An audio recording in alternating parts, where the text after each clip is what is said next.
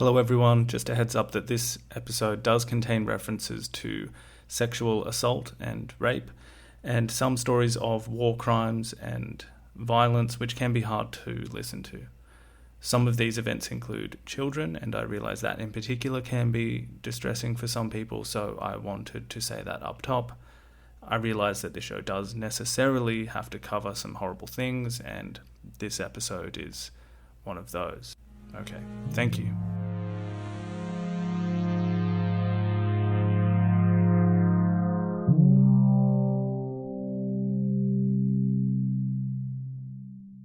It was the morning of the 25th of February, 1968.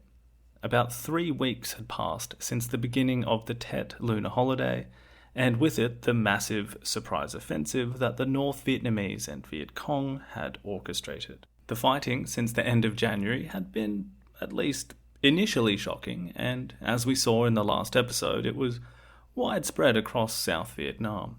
However, in the areas where the worst exchanges had taken place, such as at the Battle of Hue, where the urban warfare had gone on and on, well, even there, the fighting was beginning to peter out.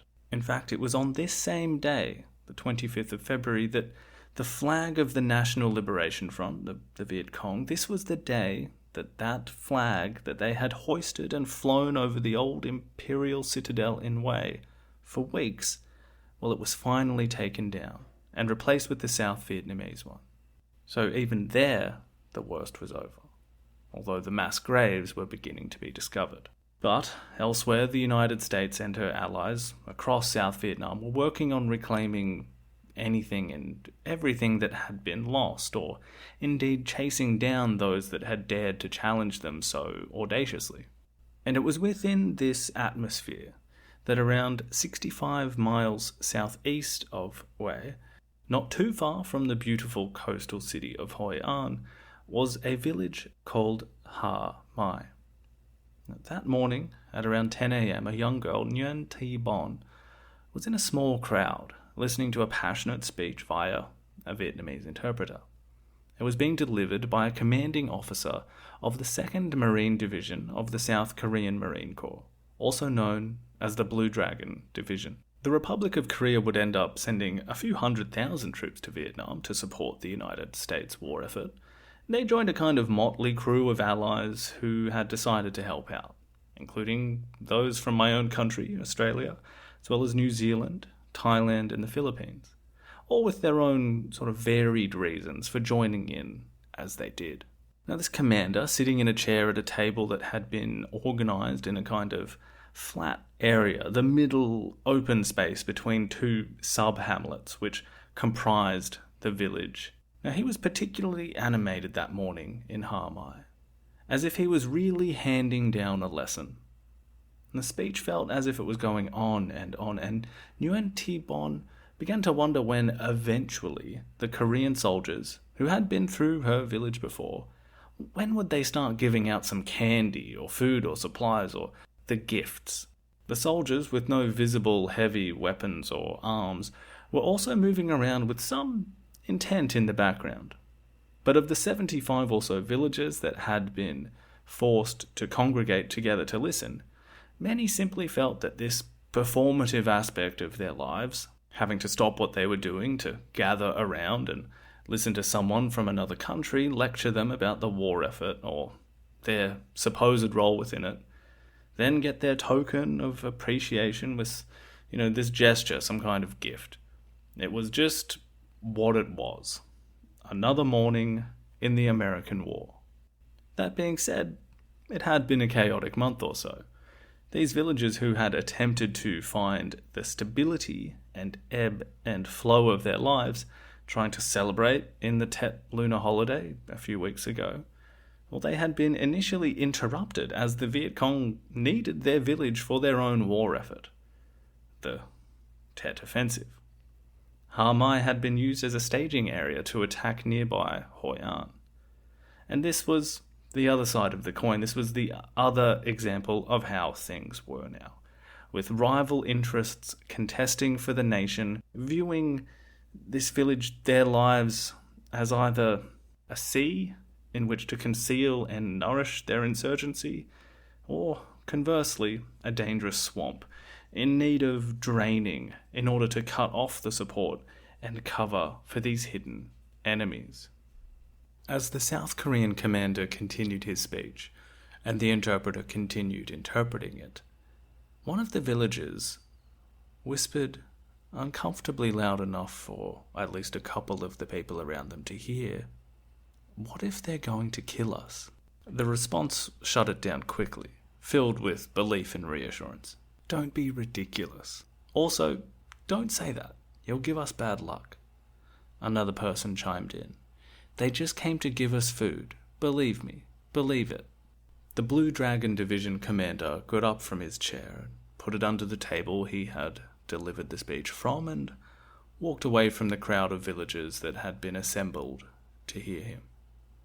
Before the crowd dispersed to get along with their day, the commander, with his back still turned, made a signal with his hand to those soldiers who, if you were viewing this from above, would be seen as having surrounded the area.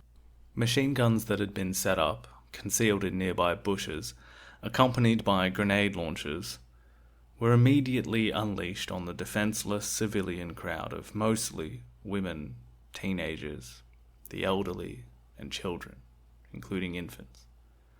Grenades tore people apart into pieces, the thudding sounds of bullets connecting with the bodies of whole families. The crackling of round after round, this rang out among the cries and screams of agony and shock as dozens and dozens of lives were ended side by side. Those able to run in any direction were mown down, and Nguyen Thi Bon, the little girl who had just moments before been engaging in such a common childhood activity, imagining what kind of gift or treat they might soon be going to get. Well, now she found herself covered by the heavy weight of parents who had tried to shepherd their children away from this massacre. She recalled the darkness under the bodies, trying to move toward the green of a nearby field, hearing the crying of her sister, moments of quiet, moments of orders and responses being called out in a foreign language, another grenade exploding. The sound of the mass murder of the villagers that had been gathered in the open space between the two hamlets of Ha Mai was the literal starting gun signal for another group, which had been separately gathered in a large house close by. They too had been under the impression that they were being arranged in a way that they would soon receive a food handout or other supply, but this wasn't the case. 70 people, young, old, women, boys and girls, had been ordered into the house and were then carved up by machine gun fire in the same way. Another young girl, 11-year-old Nguyen Thi Tan, had managed to not be caught in the net of soldiers who had gathered people at the large village house, nor in the open area between the hamlets. She heard screaming and saw smoke billowing into the sky as she ran over to see what was happening. She saw the troops had surrounded the village, and she ran back to her home to tell her mother. Just as she did, a group of soldiers smashed into their house and ordered her and her entire family into the underground shelter outside. Once all inside, grenades were thrown in behind them. Her aunt and baby cousin died instantly. Her mother was able to shield her and her little brother, who remembered a burning sensation all over her body before a numbness. Her brother, who was 8 years old, lost a leg. He would later die in hospital. Nguyen Thi Tan, who was able to crawl away injured, would survive to tell her story. The whole ordeal in the village, a pandemonium which was sadly not the first or last in Vietnam, went on for the next 2 hours. By noon, 135 villagers had been killed. Only 3 of the victims were men who could even reasonably be categorized as of combat age, regardless of any actual affiliations with the Viet Cong. Most of those who were killed were women, elderly, teenage girls, children, and infants. The Marines would hastily open up the earth with a bulldozer to bury the victims en masse. Later, including the next day, the Korean forces attempted to erase this crime by levelling the entire village with bulldozers or even using napalm to burn and bury the evidence. A memorial to the victims now stands in the village. And if you were to travel from there another 75 miles or so down the east coast of Vietnam, you could find another memorial in one of the villages of Son Mai, a memorial to an event that took place only a few weeks after the massacre at Ha Mai.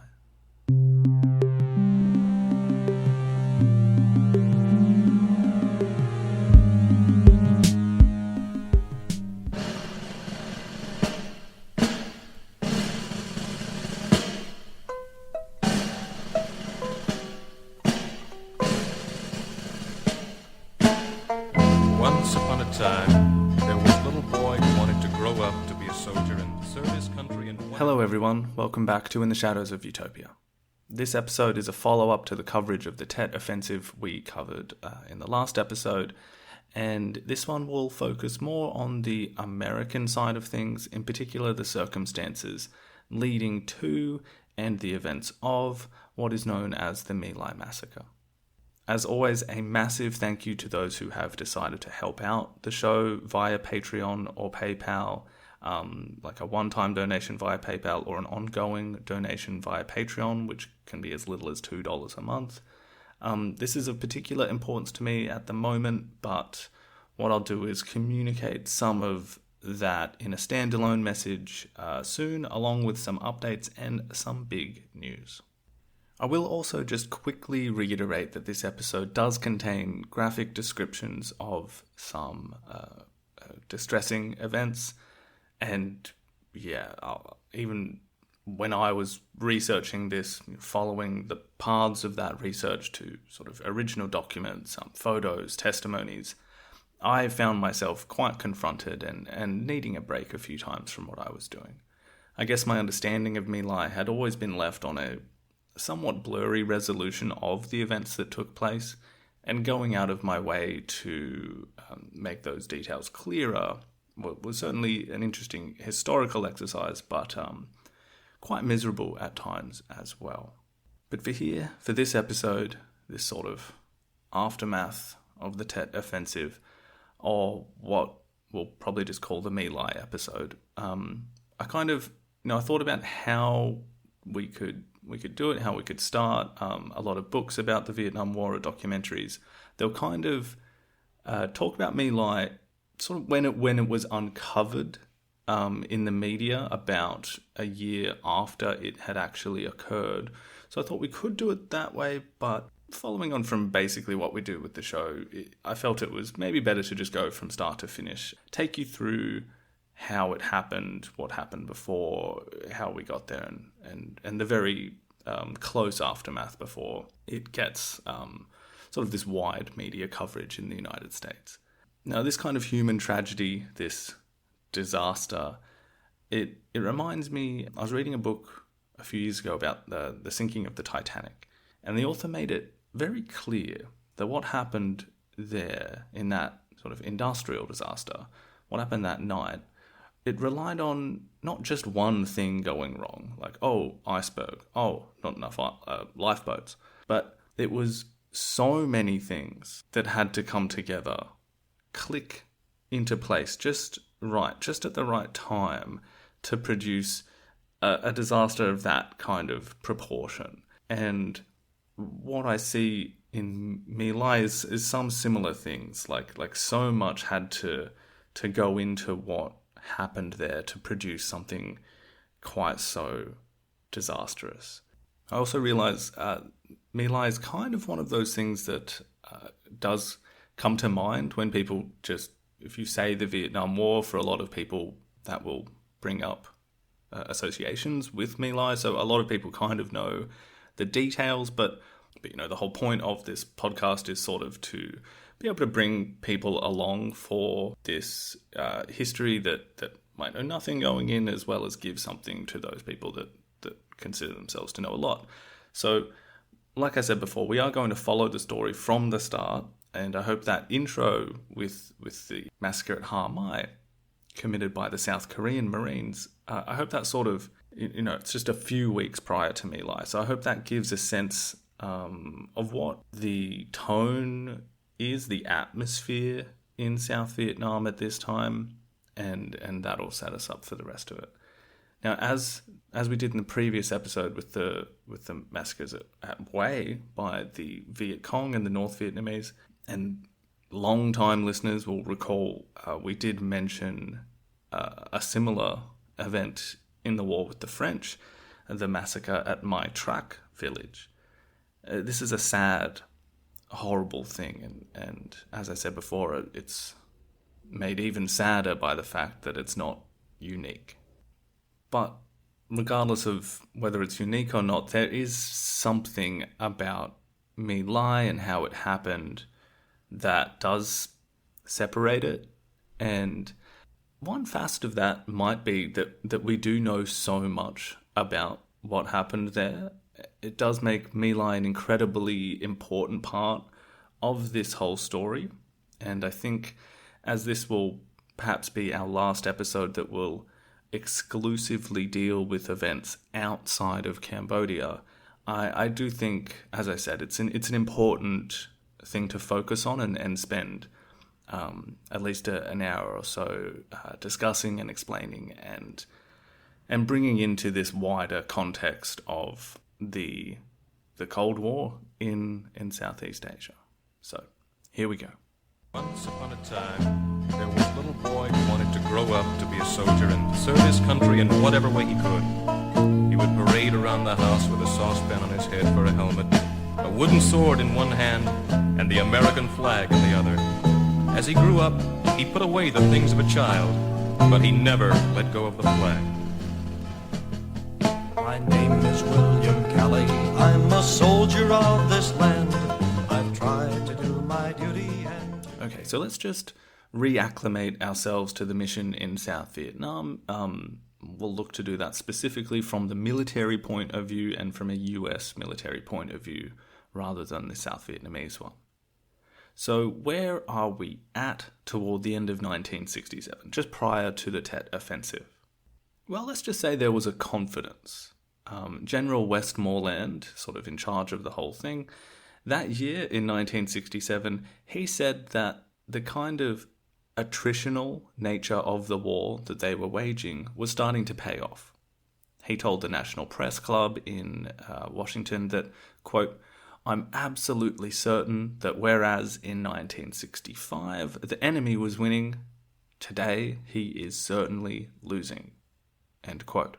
And they needed to be saying stuff like that. There are just the earliest hints toward a kind of war wariness at this point, and that is being fostered by, the amount of money being spent. Whenever people can start pointing to a very large bill, that tends to have an effect after a while. Similarly, with just the sheer amount of troops in Vietnam, around 500,000 by this point, and with that, obviously, the number of casualties and deaths coming from that.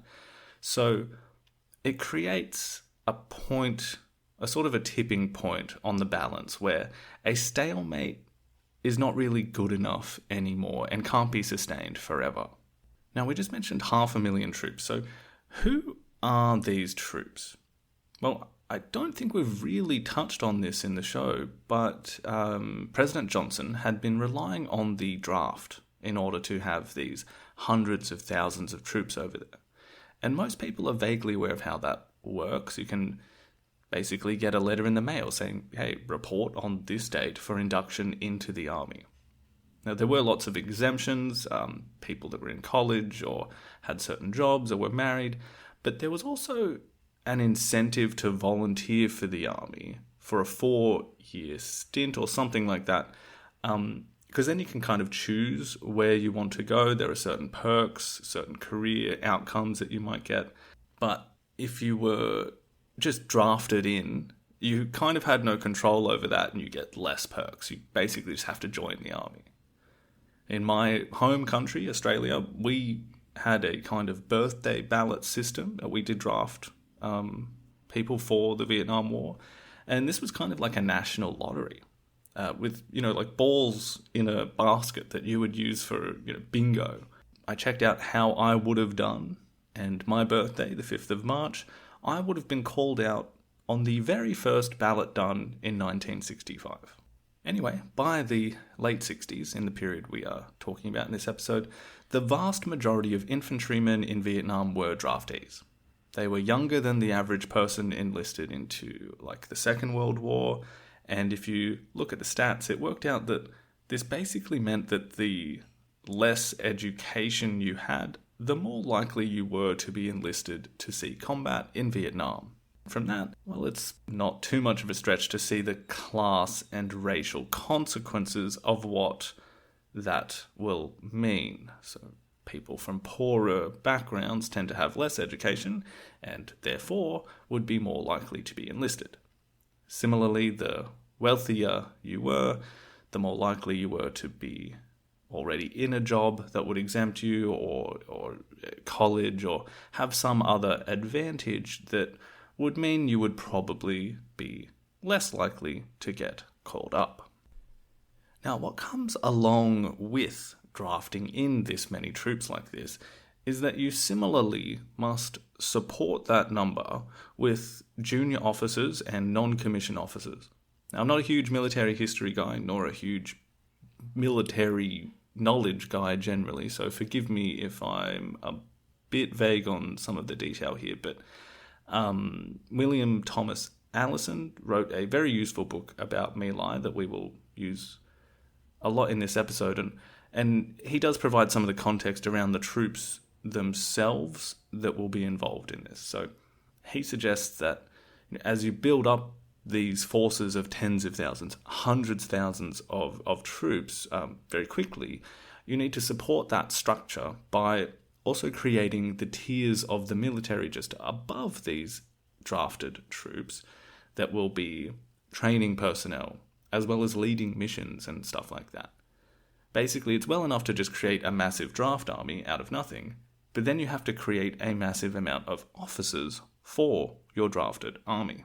I'll just quote him directly, briefly here. The army also faced the problem of training thousands of draftees with NCOs and junior officers while needing those very same trainers for duty in Vietnam. To supply this, the army turned to accelerated commissioning and training programs for non-commissioned officers. For NCOs, the army compressed the normal 5 years it took for a worthy private to advance to sergeant by giving 2 grade promotions in the field to provide much-needed squad leaders in Vietnam. And in 1967, the Army began offering a 12-week non-commissioned officer candidate program to enlisted personnel upon completion of basic training. End quote. Okay, so what he's talking about there, what all that means is that they began fast-tracking people into this important position, sometimes called the backbone of the army. This is maybe the most important position. And for your regular troops, this is the guy. This is your immediate leader. This is where you look for inspiration. This is where you look for, your bravery, how to act, everything. Now, what happens there is that this new, accelerated program to make officers, the products of that program, if you want to put it like that, it's like you could tell that they had gone through that, and they were given often these kinds of derisory labels by some troops, like shake and bake officers, things like that. So when I read about this in the research for the episode, and when you learn about the roles of the officers in the My Lai Massacre, and particularly in one of them, in one of these shake and bake NCOs, it struck me as somewhat similar to what we looked at for, I think it was the second episode of The Path to the Second Indochina War that we did a while back, the one that detailed Agent Orange. So if you recall, my dear listener, when they were producing this defoliation campaign. You had this huge amount of chemical to make. And to do so, the people in charge of that ended up cutting a few corners and putting it on this accelerated program. It's exactly the same sort of language. And in doing so, that raised the amount of the particular chemical aberration that was so responsible for the horrible cancers and deformations and deaths, dioxin. So you get this, basically this cancerous byproduct by trying to do so much so quickly. So I thought that was an interesting parallel with this new officer program. But anyway, the wider picture is, from an outsider looking at it, you're going to have an ongoing problem with something else here, which is a 12-month rotation policy for enlisted troops. Now, I realise that there are some differences there, whether it was 13 months or a bit longer for some people, but we'll just generalise it and say it was a 12-month rotation. Some a bit shorter, but again, for ease of explanation, we'll leave it at that. You were sent to training, then you served for a 1-year period in Vietnam. Then you were out. You got the letter in the mail, you went to the base, you did your training, you went to Vietnam, you came home. 12 months. That's, well, in hindsight, and depending on what angle you're looking at, I mean, yeah, if it was me being signed up, you're thinking, all right, just a year.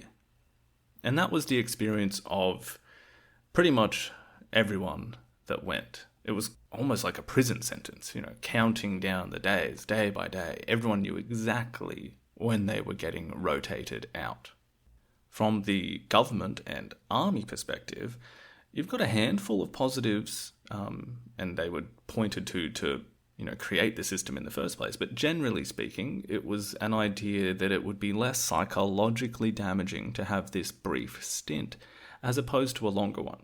And you're probably not going to get a massive amount of pushback generally as well if you're only asking for a year. However, you can pretty quickly imagine the multitude of problems that comes from having the majority of your troops, or the majority of your draftees fighting this war in a different country, far from the United States, for just 12 months. It's been a while since we've had one of these, so I'm going to do it for old time's sake. Apologies if you aren't a fan. But if you think about this like a football team, imagine everyone on the team only has a 12-month contract, and that's it. And also, imagine you're getting players signing up throughout the year. So you've got this constant churn where you're trying to get a player trained up and able to play in your system, but you're also having to replace a player who has gotten, to that point, 11 months in, let's say. So just as you've got one playing the way you want, they're on their way out, and you're having to train a new one. And imagine a scenario where they are necessarily thinking ahead about let's say it's the World Cup in the off-season. So they don't want to be risking an injury and missing out. So this means that your most experienced players are now not really interested in playing anyway when they get to the end of their sort of contract, because they know that they're going to be going soon anyway. How did that go? I don't know. If you like the football analogies, then drink them in, because I don't know when the next one will come up. And similarly, if you don't like football, well, then that might be the last one, so good for that. Anyway, I hope that gets across at least one psychological element that gets us thinking from the perspective of the troops as well as trying to manage them. So, for the troops, you are completely inexperienced for the first few months of your deployment? Then you start to get used to things. And then any time near the last couple of months, maybe the last 3 months, you're probably thinking, I've only got 63 days left. I don't think I'm going to quite put my neck out so far. And this whole time, the squad is being relieved of the people who were more experienced when the newbies arrived. So if the football analogy doesn't work for you, perhaps thinking about this like a like a chain of companies, like a chain of businesses with lots of different stores and locations, but you've got the same situation.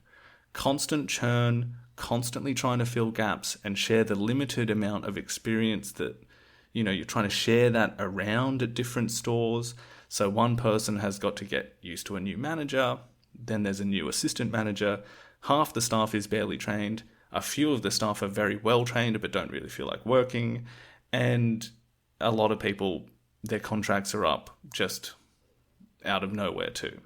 Also, you've got 100 customers outside waiting to be served, and they're starting to get pretty angry. But all of that is necessarily limited, isn't it? Basically, any analogy I could make there, football, business, whatever, it's really not the same. Nothing is the same. It's literally going to war. This is life and death. Football teams are rarely all killed if they don't win a game. Average retail staff at an electronics store are not usually cut to pieces if they don't meet their monthly sales targets. And infamously, the experience in Vietnam was so far and away from the popular conception of what making war and doing war, this courageous fighting that had been popularized over the last 20 years in the United States was. One soldier, Tim O'Brien, who was deployed in the area of Quang Ngai, the same area we will be focusing on with My Lai later, he describes his experience, and it kind of sums up an aspect of the general soldier's experience that I want to get across. This is from the book that they published alongside that Ken Burns Vietnam documentary a few years ago. Quote, O'Brien served in Alpha Company, 3rd Platoon, 5th Battalion, 23rd Americal Division, headquartered at a landing zone called Gator. 30 or 40 acres of almost America, he remembered, with hot showers and cold beer. There was no sense of mission. There was no sense of daily purpose. We didn't know why we were in a village, what we were supposed to accomplish. So we'd kick around jugs of rice and search houses and frisk people, not knowing what we were looking for and rarely finding anything. And then somebody might die, one of our guys, and somebody might not. And then we'd come back to the same village a week later, or 2 weeks later, and do it all over again. It was like chasing ghosts.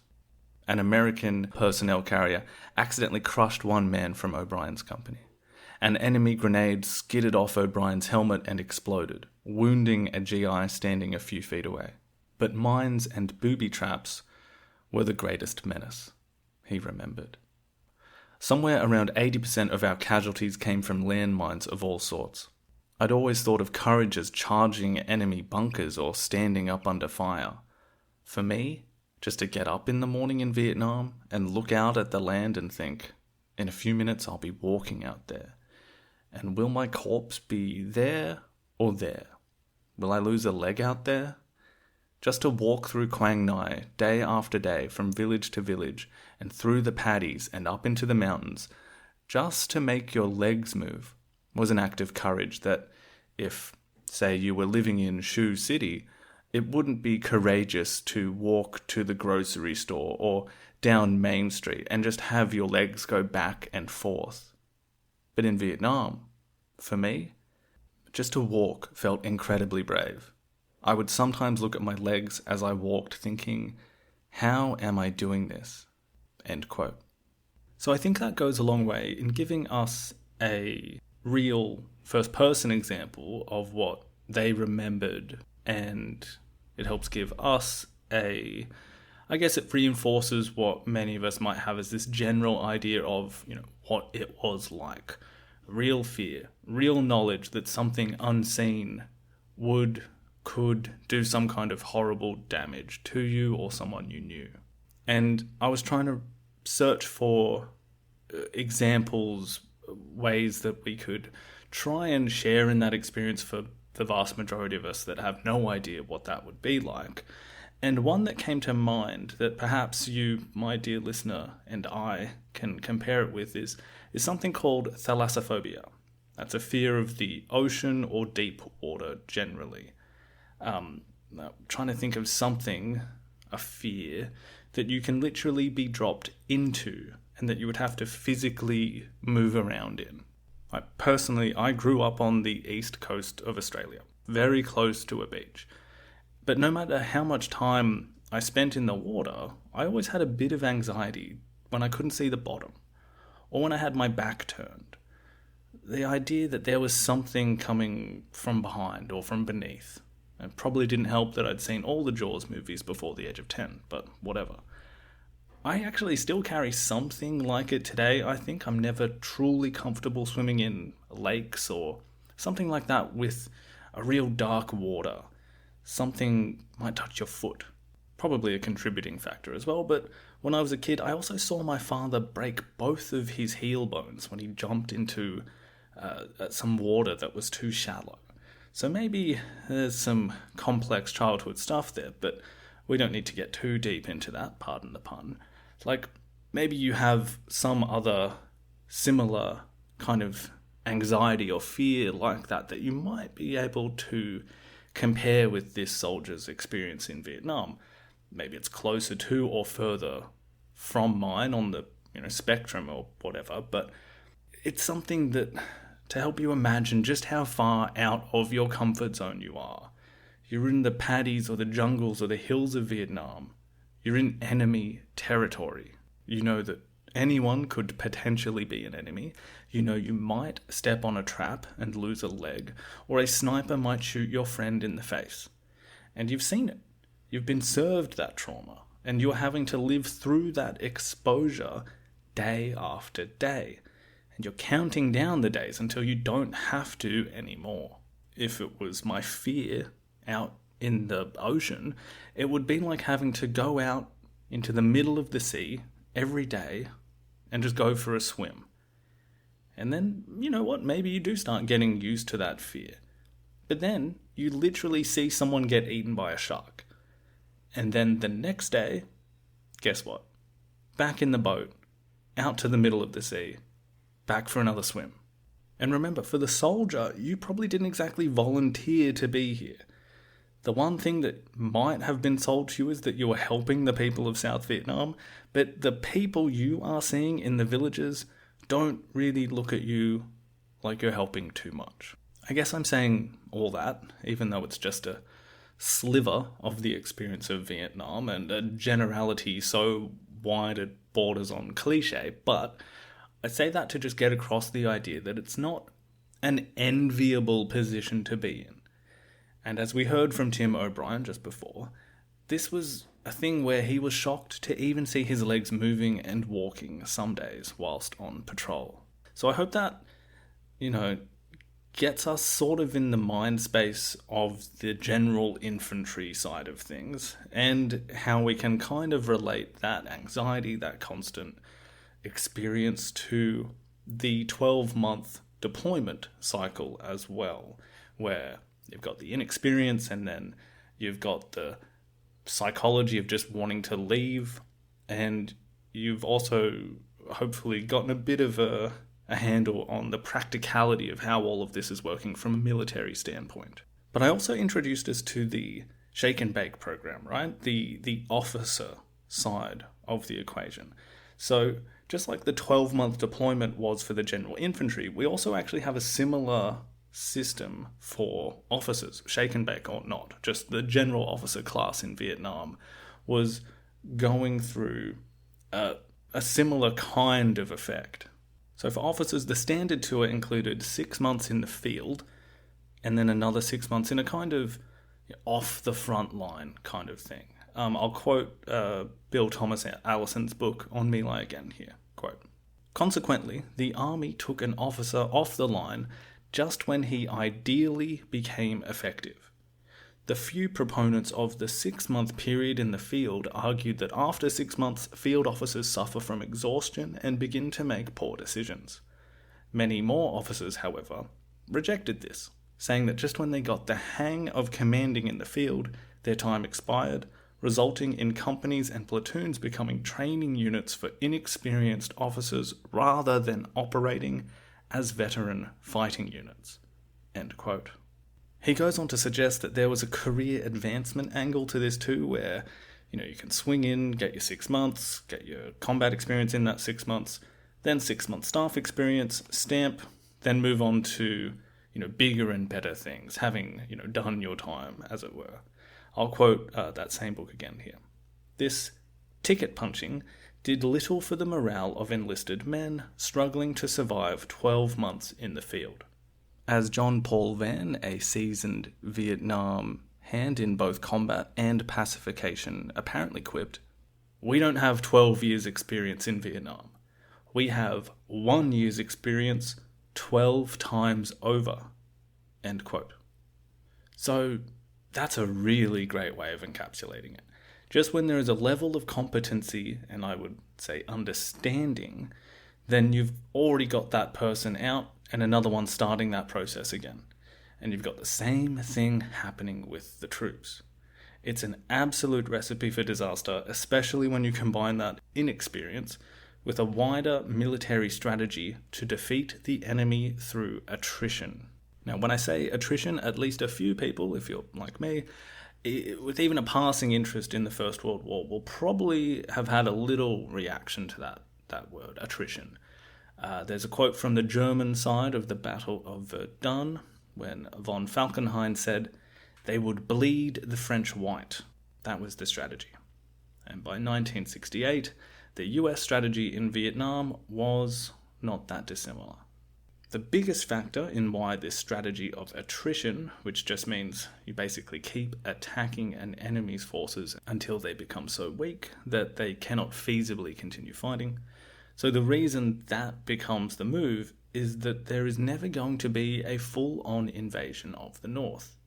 They can bomb the North, and they have been, but without literally rolling in on tanks, you're never really going to be able to capitalize on the US's greatest strength, which was their technological and military might, standard army-wise, over the North Vietnamese. And we saw, back in the Kennedy days, you can't really do that because of China and the Soviet Union.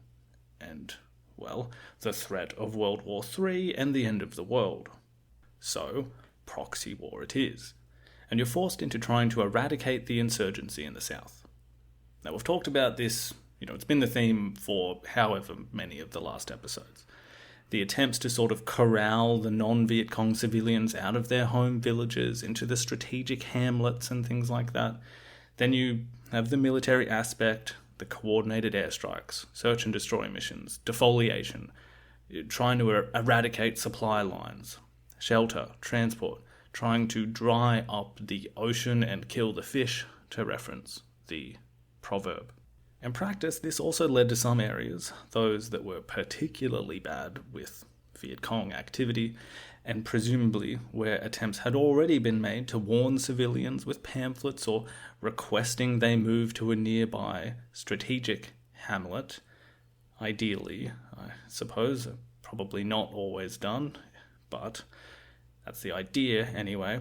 But you would eventually get whole areas of South Vietnam that would be designated as free fire zones. And that's exactly what it sounds like. If you were there, you could be considered a combatant. This, in conjunction with the only way of being able to account for whether your strategy of attrition was working or not, was the number of combatants that you had killed. Now this is relying on a very unreliable metric, and one obviously able to be exaggerated upon or awfully falsified by claiming a civilian was a combatant. Even in the best case, you're still encouraging a shoot now, ask questions later kind of scenario for a lot of troops. Inexperienced troops, as we've just seen.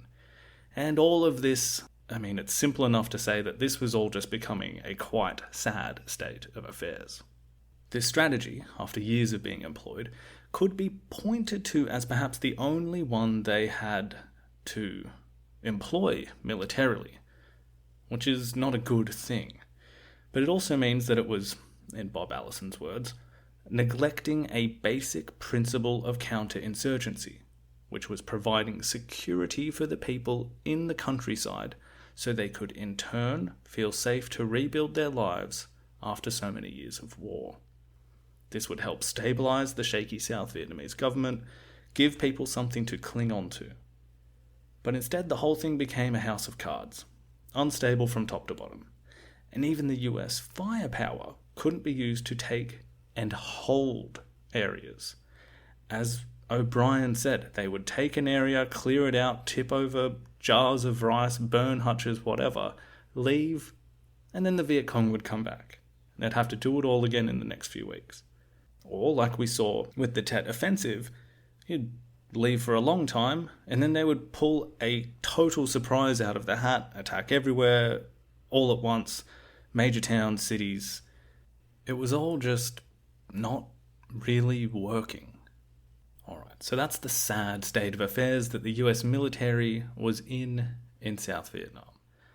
A limited, and some would say, poor strategy, with needing to pour in thousands of inexperienced troops and officers in order to just manage, to just remain at a stalemate. And then Tet happens, at the end of January in 1968. And you can imagine just how much of a disappointment that would have been, regardless of the lack of real military success that the Communist Vietnamese actually saw, which we outlined in the last episode, but we also said that it had this psychological and political impact in the States. And just imagine the feeling of the people on the ground, like, we've done all of this for nothing. 3 years of blood and toil, still can't say we've got anything to show for it. Anyway, that's the context. We've talked context. On to the threads that lead us to My Lai. So about 2 months prior to the Tet Offensive, you had a group of soldiers, around 150, this was Charlie Company, and they left their training in Hawaii and landed in Vietnam in December of 1967. Now, aside from what I was saying before about the overall limitations on training and deployment in Vietnam, the training that Charlie Company underwent was pretty much standard.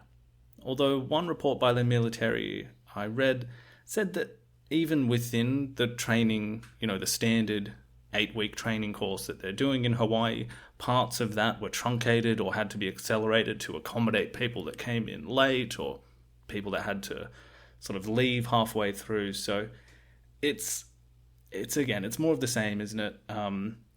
They do have a slightly earlier departure as well, so they can sort of take part in this task force that they are being assigned to. So yes, the training itself isn't great.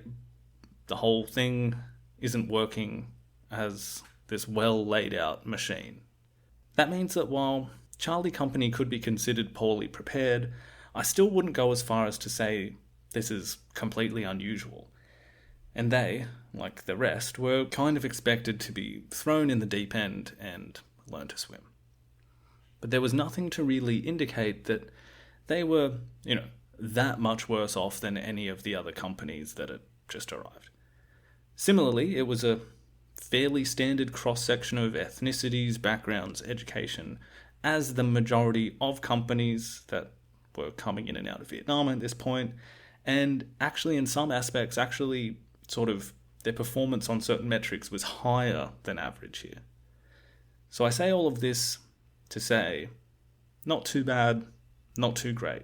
They were not unique, which means that the disaster that will unfold in a few months' time was, you could perhaps say that it was coming. The captain of this company was a man named Ernest Medina. He was in his early 30s and had been a company commander for a couple of years. He was hard-headed, determined, well-respected by those above and below. Some called him Mad Dog Medina. This guy is not a shake-and-bake officer. Now, another important character in this sad play is infamously William Calley, Rusty Calley.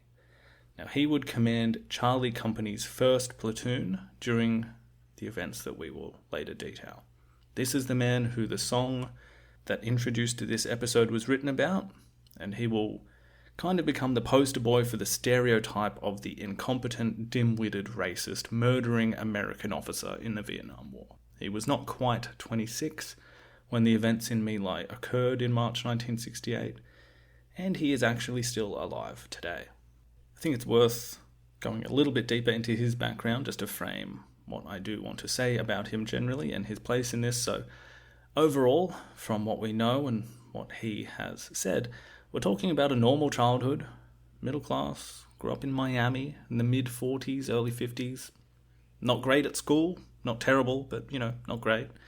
Had to repeat a grade in junior high, ended up in a military school with pretty strict discipline, and to whatever degree there is to say there, it kind of worked for William Calley until the 10th grade when he was sent back to public school. Eventually, graduating high school, he graduated out of a class of 731. He finished 666th, which is some coincidence. Anyway, he didn't have much on after school, no big plans. Enrolls in college, but with bad grades, drops out pretty quick. Eventually ends up doing a few different odd jobs here or there before ending up at the East Coast Railroad in Florida. Thing was, though, that he got the job during a strike, and when the strike was over, he didn't have much aptitude for the work, and he quit toward the end of 1965, just as the war is really heating up. His mother died in 1966, around about the same time that his father's business failed, and Calley found himself working in a few different states before eventually getting drafted. He'd actually been rejected in 1964 by the military for failing the physical exam, but by the end of 66, he's waved in eagerly. He does basic training in Texas, ends up as an army clerk, which according to Allison's book, he's actually quite good in this role. It would have been good if he stayed there, but by some quirk of fate, someone sees on his record, his resume, whatever it was, that he had gone to military school when he was younger. Now, this, they're looking for officers. They recommend him to go to one of these shake and bake officer training schools in Georgia. He graduates there 120th out of 156th in the course. Again, not great. And so this is kind of one of those processes where you're producing the Agent Orange and you're doing it at such a large amount so quickly that you are beginning to make dioxin on the way. You are creating contaminants. As Allison suggests, it's probable that without the need for this accelerated program, and almost certainly if this was in peacetime, Calley does not become a junior officer at all. But so it goes, and Calley ends up, by the end of 1967, in charge of a platoon that was about to head off to Vietnam. My name is William Calley, I'm a soldier of this land. I've tried to do my duty and to gain the upper hand, but they've made me out a villain, they have stamped me with a brand. As we go marching home, I'm just another soldier from the shore. Okay, so Calley and Medina and the rest of Charlie Company, C Company, they arrive in Da Nang in 1967, then head to Quang Ngai province, one of the areas with the worst fighting in the war. If you've got a vague sense of the map of Vietnam, last episode we talked about Hue, which is right on the border with the DMZ and North Vietnam. Then further down the coast we've got Ha Mai, which we spoke about in the intro, and now further down the east coast from that you've got Quang Ngai province.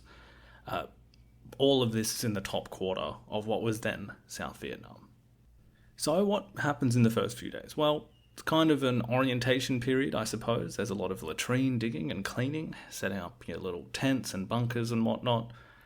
Charlie Company gets training in how to perform a village assault, sort of a mock village, or an empty village that they run through, so no real hands-on experience. You get some training on how to spot traps, things like that.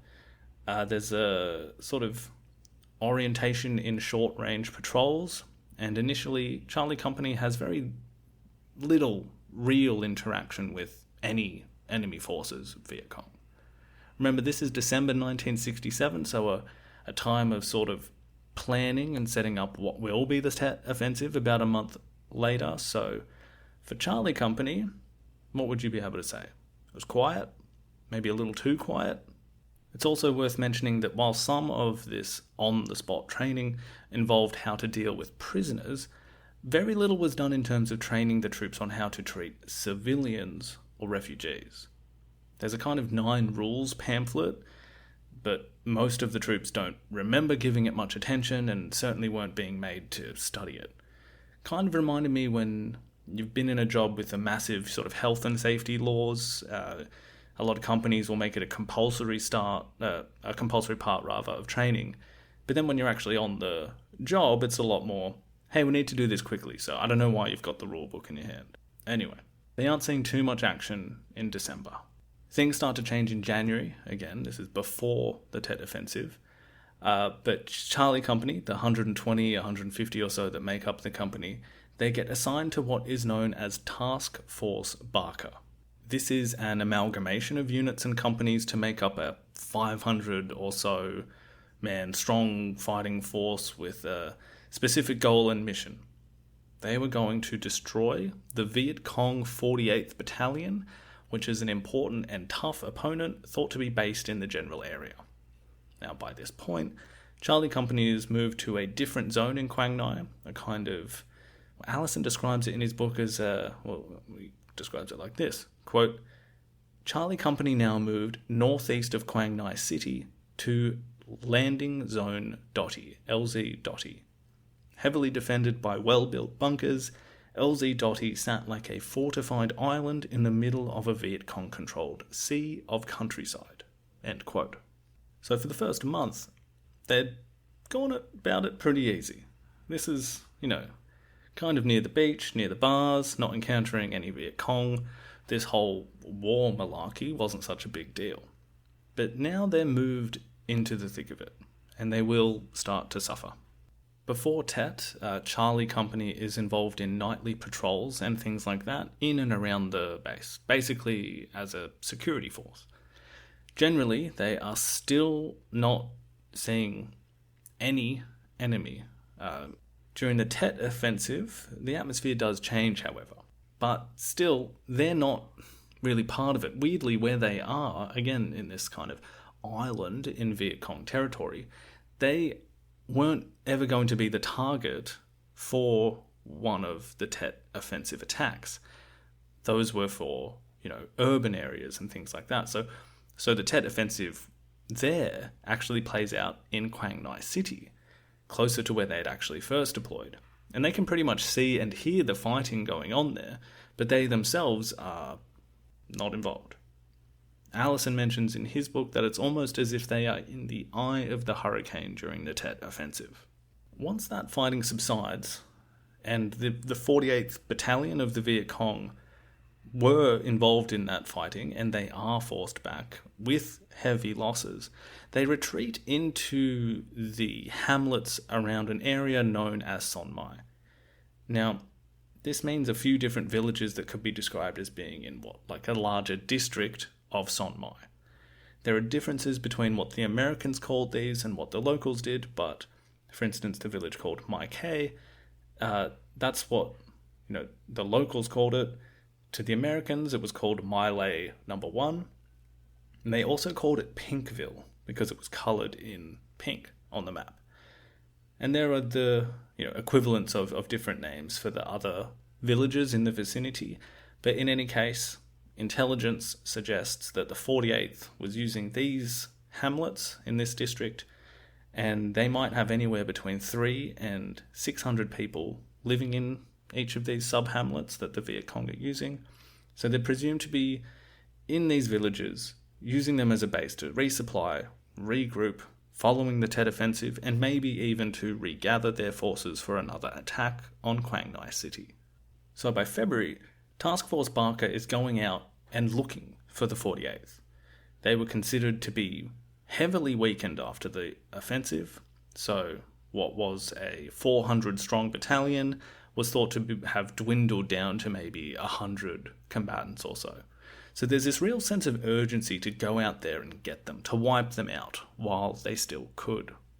February ends up being a pretty fruitless period of searching.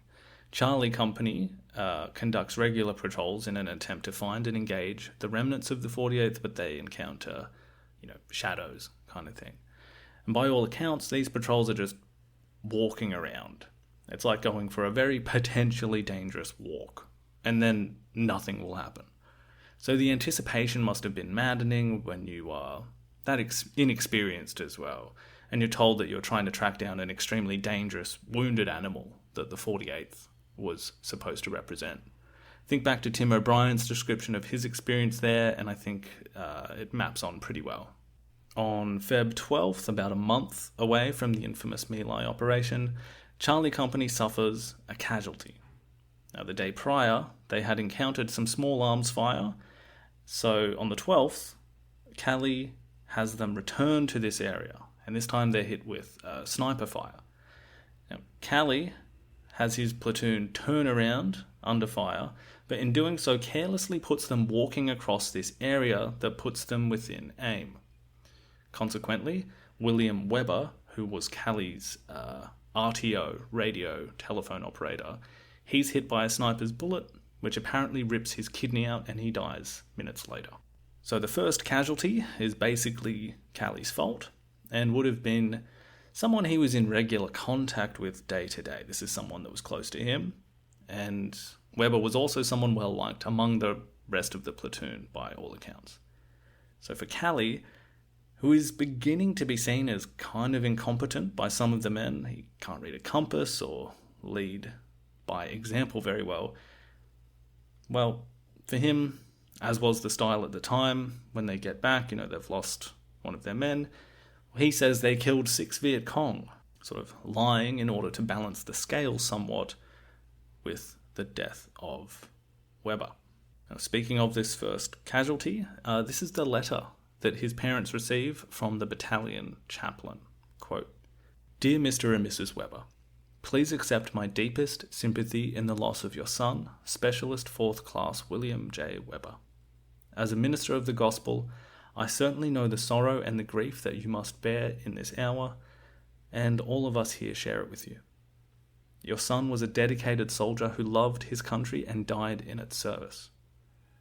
Appropriate ministrations were given, and a memorial service was conducted on his behalf. The Lord is our help in time of trouble, and I trust you will look to him for his grace and strength that you need. God has promised life and hope to us beyond the grave through our faith in his Son, the Lord Jesus Christ. I trust this hope may be your comfort and blessing at the present and in years to come. Again, I extend my sympathy and prayers to you on the behalf of your son." So I found that letter, as amongst sort of a half a dozen or a dozen others like it, amongst the thousands of pages and pages of the Army investigation into the My Lai Massacre, what's known as the Peers Inquiry. I was relying on it heavily to research this episode, and the reason I sort of included that is a few reasons. It's part of the historical process, I guess, that I want to share with you. It's sort of interesting to do that. You sort of read a book, you hear about, you hear this person's name and their status as this first casualty, and then when you're going through the sort of primary documents and, you're flipping through the pages, oh, Sergeant Webber, here's that. So it's sort of part of that process of sort of doing history, which is quite interesting. But the other reason I sort of included it and read it out is just to remind you that these men in this company, they are real people. They had real relationships with the world. And when they were killed, it meant something to those that knew them in the army and outside of it. And later we'll see the effect that some of these deaths may have had in what happened. But anyway, over the next couple of weeks, Charlie Company does have more direct engagements. They are involved in larger operations with the rest of Task Force Barker and these other companies as well. Generally speaking, they lose a lot less than what they are inflicting. Viet Cong casualties dwarfed their own, but they had begun to see wounded and the occasional death on their side more frequently as well. There's no indication, however, that they have defeated or even really found the bulk of the 48th that they were looking for, who were still presumably lurking out there somewhere. On the 25th of Feb, about 3 weeks before the My Lai Massacre, Charlie Company suffers a bad day. A group of them walk into a minefield while on patrol, and you can imagine the sudden chaos that something like that causes. Immediately you have people exploding right next to you, and in the panic that ensues, this causes more damage as people run and hit other mines. Now, amongst all of this, Captain Medina, is actually remembered as acting really well, really admirably. He gets the rest of the troops to safety, and he helps those that could be helped very quickly. 3 men die and 16 are wounded in this, and afterwards, on the same day, a trap kills another one of his men. Medina remembers seeing one of the dead, and this is from Allison's book, and he says, quote, "He was split as if somebody had taken a cleaver and ripped right from his crutch all the way up to his chest cavity." End quote. Medina gets a medal for how he acts that day, and more respect from his troops. Calley, who wasn't present, he's back at base and only sees the casualties being unloaded from the helicopters, including, apparently, the sight of some boots with the feet still in them. Calley later remarks that he felt as if the demeanour of Charlie Company changed after that day. By early March, the company was beginning to bend under the stress, with the air becoming thicker with blood and hatred. More casualties would come from mines of booby traps, wandering around on these pointless patrols, finding no enemies, and seeing people seriously injured or killed was producing kind of mental contaminants that would also contribute to this disaster. Local Vietnamese villagers and civilians are beginning to be seen much closer to the enemy, even women and children. More and more they were beginning to be treated badly, and soon would be viewed as having somehow conspired to cause these kinds of ongoing casualties, of knowing about a minefield but not warning them, of hiding the enemy. Now, as well as racial stereotypes that have begun to pervade some large percent of the company, there is a combination with genuine suspicion, mistrust, hostility, and seeing them somehow less than human. And this is reaching a kind of boiling point. That isn't to say that this was everyone in the platoons, but one member of Charlie Company later said that a predominant number of people had begun to not regard the Vietnamese as people. They called them slurs and felt that when they would set fire to these people's homes on these search and destroy missions, well, they didn't see it like it was a home they were burning down, just a hovel, a hooch. This member of the company, Konwinski, in a way that showed how disgusted he was at the whole thing, said that the racism in the company would manifest at My Lai. On the 14th of March, a popular sergeant, George Cox, was also killed by a mine. His death was just 2 days before the assault on My Lai. At his memorial service, which also included 2 others who had died prior to Sergeant Cox, during this memorial service, Captain Medina, who again, he's garnered a lot of respect from Charlie Company, well, he's talking about things like revenge. This was on the 15th of March. Straight after the memorial service, the infantry receive a briefing of what the operation was going to be the next day. So this briefing on the 15th of March, it's really important. It establishes what the plan was for the assault on My Lai, what they expected to encounter, what they planned to achieve. It's also very important in what it doesn't account for. And it is another cog in the machinery that is going to produce this disaster. It comes down from Lieutenant Colonel Barker, who's, the Task Force Barker is named after him, and he informs about 10 or so, majors, captains, people under him across the different companies that comprise this task force.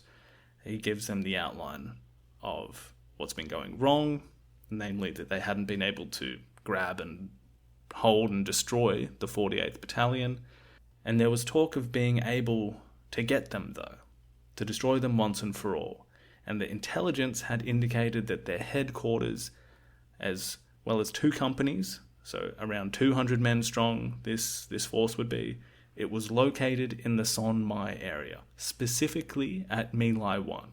The Peers Inquiry I'm reading this information from, which looked exhaustively into these matters, does not specifically say how this intelligence was deduced at the time, but that Medina and other members of Charlie Company came away from this briefing fully expecting to encounter more than 200 enemy Viet Cong in My Lai the following morning. They were told that pamphlets and loudspeaker messages had been played previously to villagers in the area. This meant that the civilians would have evacuated.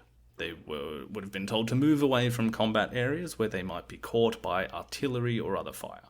However, subsequent investigations by the army basically found no evidence that this had happened, that these pre-warnings had been made specifically in March to the 16th of March, this date that it was going to occur. The 16th was a Saturday, traditionally a market day, so it was presumed that any civilians that would have been around would be out of the village in the early morning. So an operation was set to begin after an artillery assault, which would last about 3 to 5 minutes, and this would take place at about 7:25 a.m. Then Charlie Company, made up of separate platoons, one led by Medina, another by Calley, they would be airlifted to a spot just west of My Lai village. They would land at 7:30. They would clear the hamlet, moving from this western point easterly through the village before linking up with Bravo Company and, in combination with the final company, Alpha Company, set up defensive and choke points around this whole sort of village complex, and presumably this is going to be occurring in a massive firefight, and with this strategy they're going to be able to clear out the 48th Battalion and the remaining enemy. There would also be air support and helicopters in the vicinity, and the concept was essentially a search and destroy mission as well. It was aimed at seeking out, destroying enemy forces, but you were also going to have this same strategy that is usually employed. You're destroying supplies, shelters, houses, food, livestock. All in all, yes, they're going to go after the 48th, finally. And it was going to be dangerous. They were going to be outnumbered, there would be snipers, hidden troops, heavy weapons. It was going to be a real fight, and they would have to be mentally ready to rise to that. For many, particularly in Charlie Company, the platoons we've been talking about, they've still not really seen real action to this point.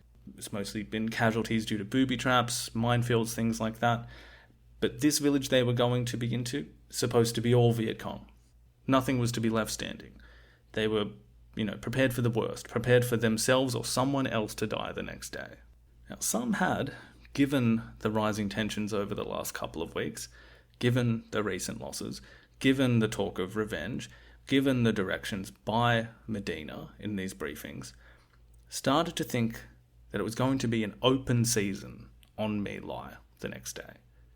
Members of Charlie Company would later testify that Medina said that everything was to be killed, people and animals, although some people remembered that this was perhaps just implicit, rather than a direct order to shoot on sight. Some remembered him saying that women would have weapons too.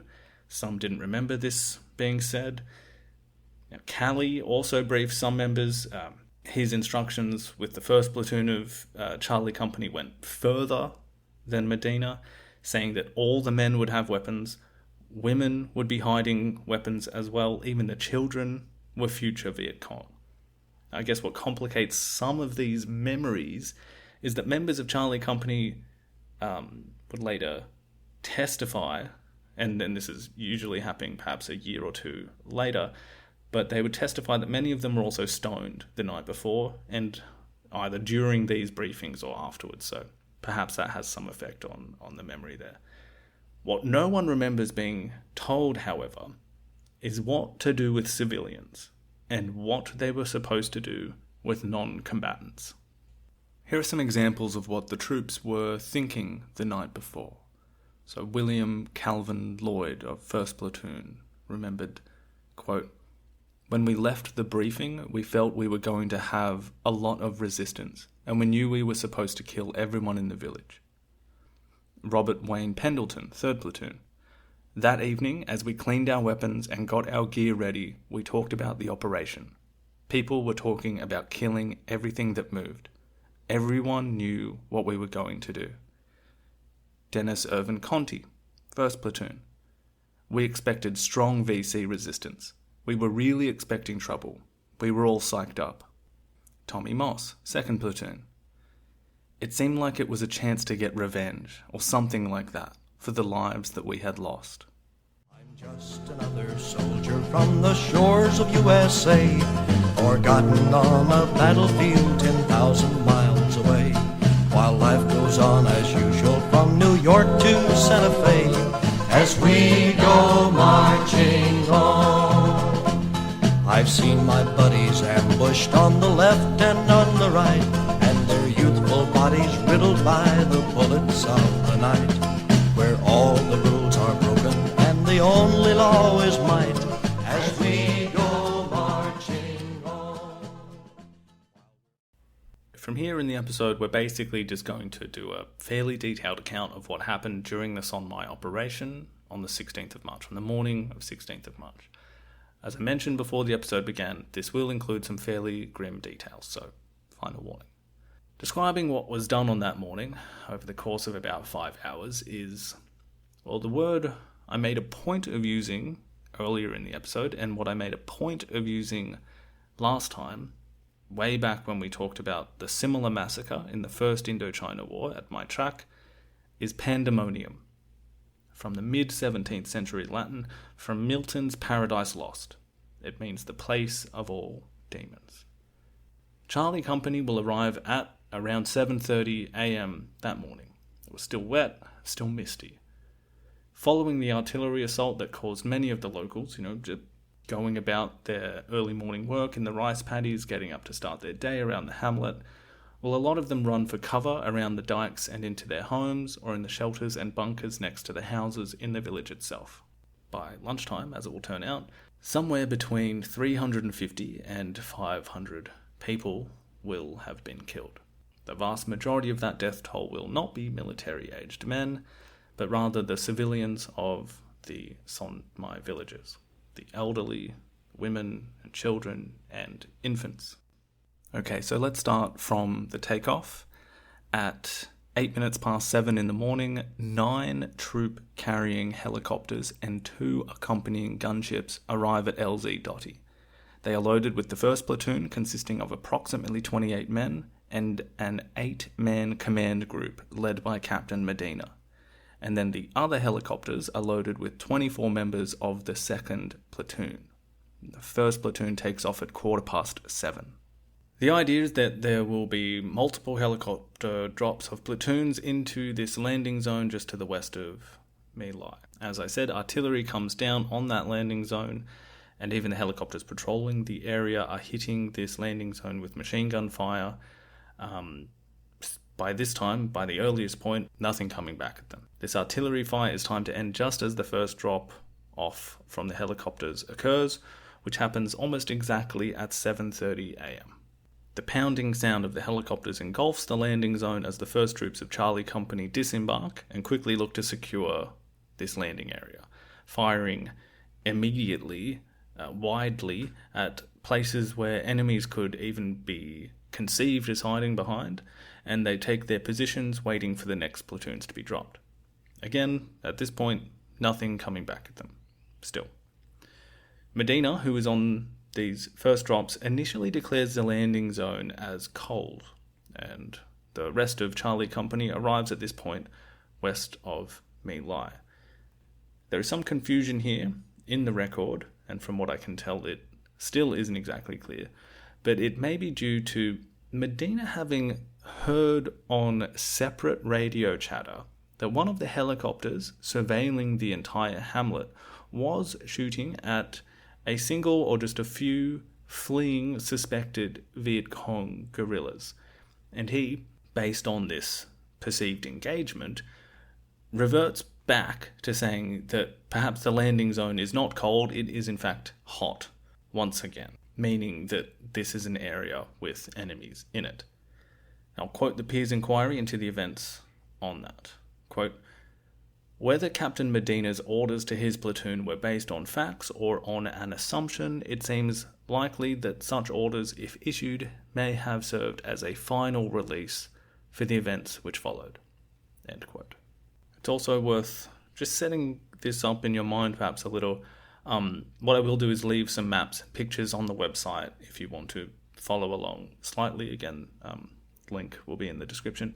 But if you're just imagining a piece of Vietnamese countryside with a village in the middle capable of supporting, less than 1,000 people, you're going to try and attack that from a few different sides. You're going to need to split your squads up to clear all of these corners and pathways through the village as you go. Then you're going to meet up at certain places. It's that kind of operation. Now you've also got, and this is kind of important for this story, you've got people in the air able to communicate with those on the ground and in some cases directly see what will be going on if they get close enough. But we'll get to that in a moment. Initially, again, at around 7:30 in the morning, Charlie Company has landed. Meanwhile, the residents of My Lai, most of them had not gone to the market, as we'd said, nor was there a large 200-strong force of the 48th Battalion hiding out there. No, people were just doing their regular morning, working, getting ready for the day, breakfast, some chores, visiting family, or indeed people were coming to My Lai to visit family. While it is true that the Viet Cong had been active in the area, as they were in most of the region, and you could say that about areas outside the cities across most of South Vietnam, as it was, this usually occurred at night. And any of the Viet Cong that had been in the Son Mai district had left.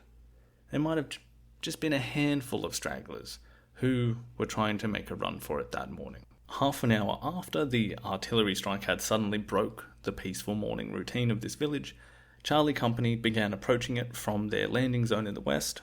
This clearing, it's about 25 meters from the village. Again, their mission is to clear it out in an eastward manner, set up defensively for what they presume will be a large fight, although, again, they've not been fired at once by this point at 8 a.m. Herbert Carter, who was in the first helicopter into the landing zone, recalled that they had landed and there was an old man in a field, standing and waving to them in a friendly manner. He was shot. He said that then the troops proceeded into the village and started killing and burning. No hostile fire was coming back at them. Another in this first airlift was Harry Stanley. He said that a Vietnamese and his ward of buffalo were shot on their way into the village, presumably talking about the same old man. We've got dozens of witnesses that day, and you can make a very detailed picture from sort of triangulating different versions of the story from different people.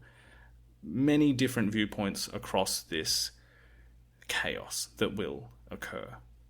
As they went through the village, the carnage truly began. Stanley said that they killed everyone they encountered, including women and children. They fired as they moved. This is what he remembered as what they considered their orders to be that morning. In the village, Stanley recalled his squad coming to a well with an open space around it. They stopped there for about 5 minutes. He remembered someone named Boyce stabbing a villager in the back with a bayonet, then grabbing another old man and pushing him down a well before throwing a grenade in afterwards.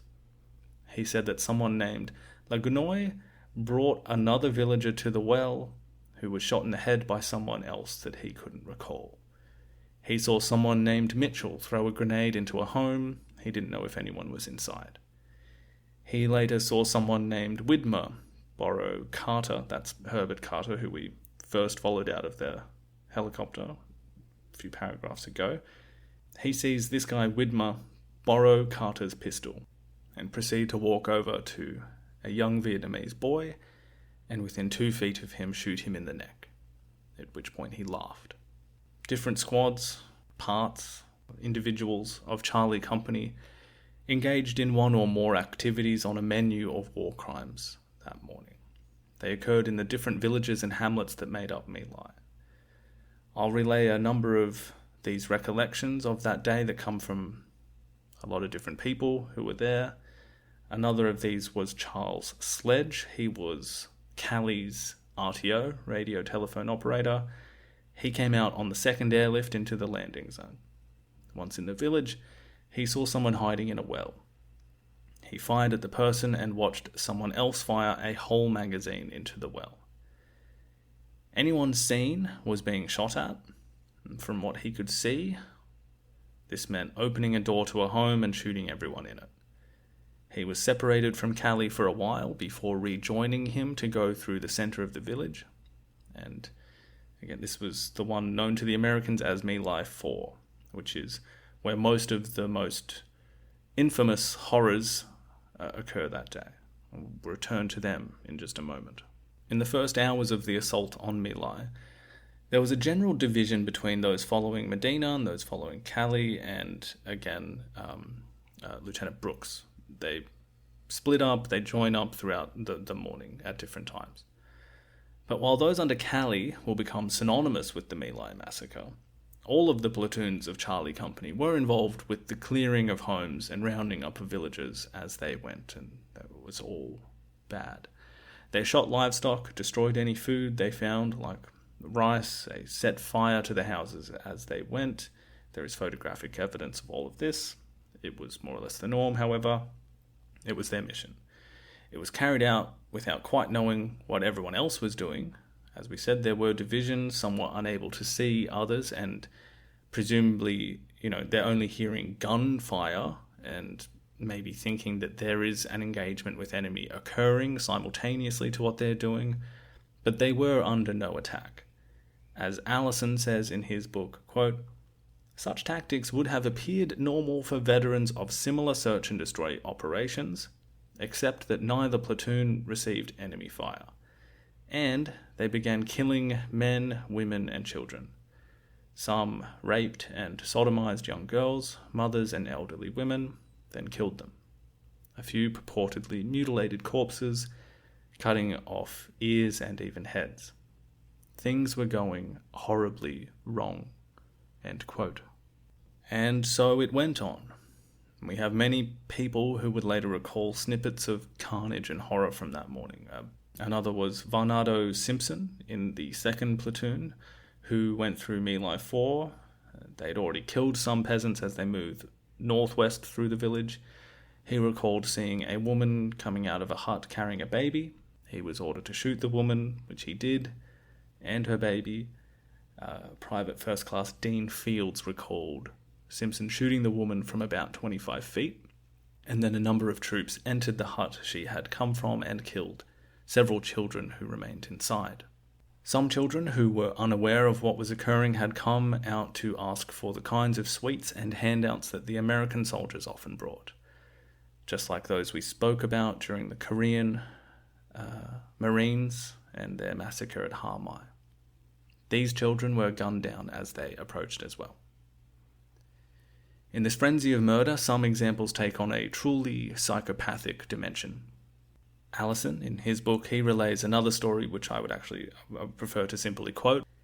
In one instance, as several men stood guard over a group of men, women, and children, Private Gary Ruchevitz allegedly boasted that he wanted to try out his M79 grenade launcher, which he had apparently not yet had the opportunity to use in combat. Several witnesses saw Ruchevitz back away several meters to stand on top of a small rise, then fire at least 2, but perhaps as many as 4, rounds into the middle of the group, killing several and wounding the rest. Other members of 2nd Platoon then killed the survivors with small arms. End quote. Medina ordered this 2nd Platoon to continue out of My Lai to the neighbouring village sector of Bin Tai. Just, again, imagine a separate village just to the north, where the same thing that was occurring in My Lai kept on going. Rochevitz is part of this platoon that explores Bin Tai, and he is again recalled in others' testimony. Private Leonard Gonzalez recalled seeing several rapes in Bin Tai by this platoon, and shielding a 16-year-old girl who had been assaulted by a Sergeant Hodges. Gonzalez felt that she would have been killed if he had not stepped in at that point. Later, he saw Rochevitz standing close by a pile of naked bodies, all women and girls.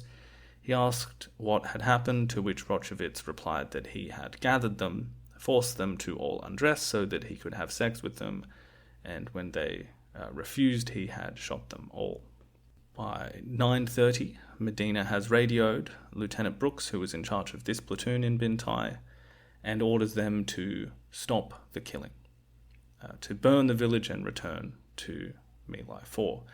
This, in and of itself, demonstrates that even without seeing and hearing what was going on in this separate area, Medina had gathered, knew from the outset that this operation had turned into some kind of killing operation.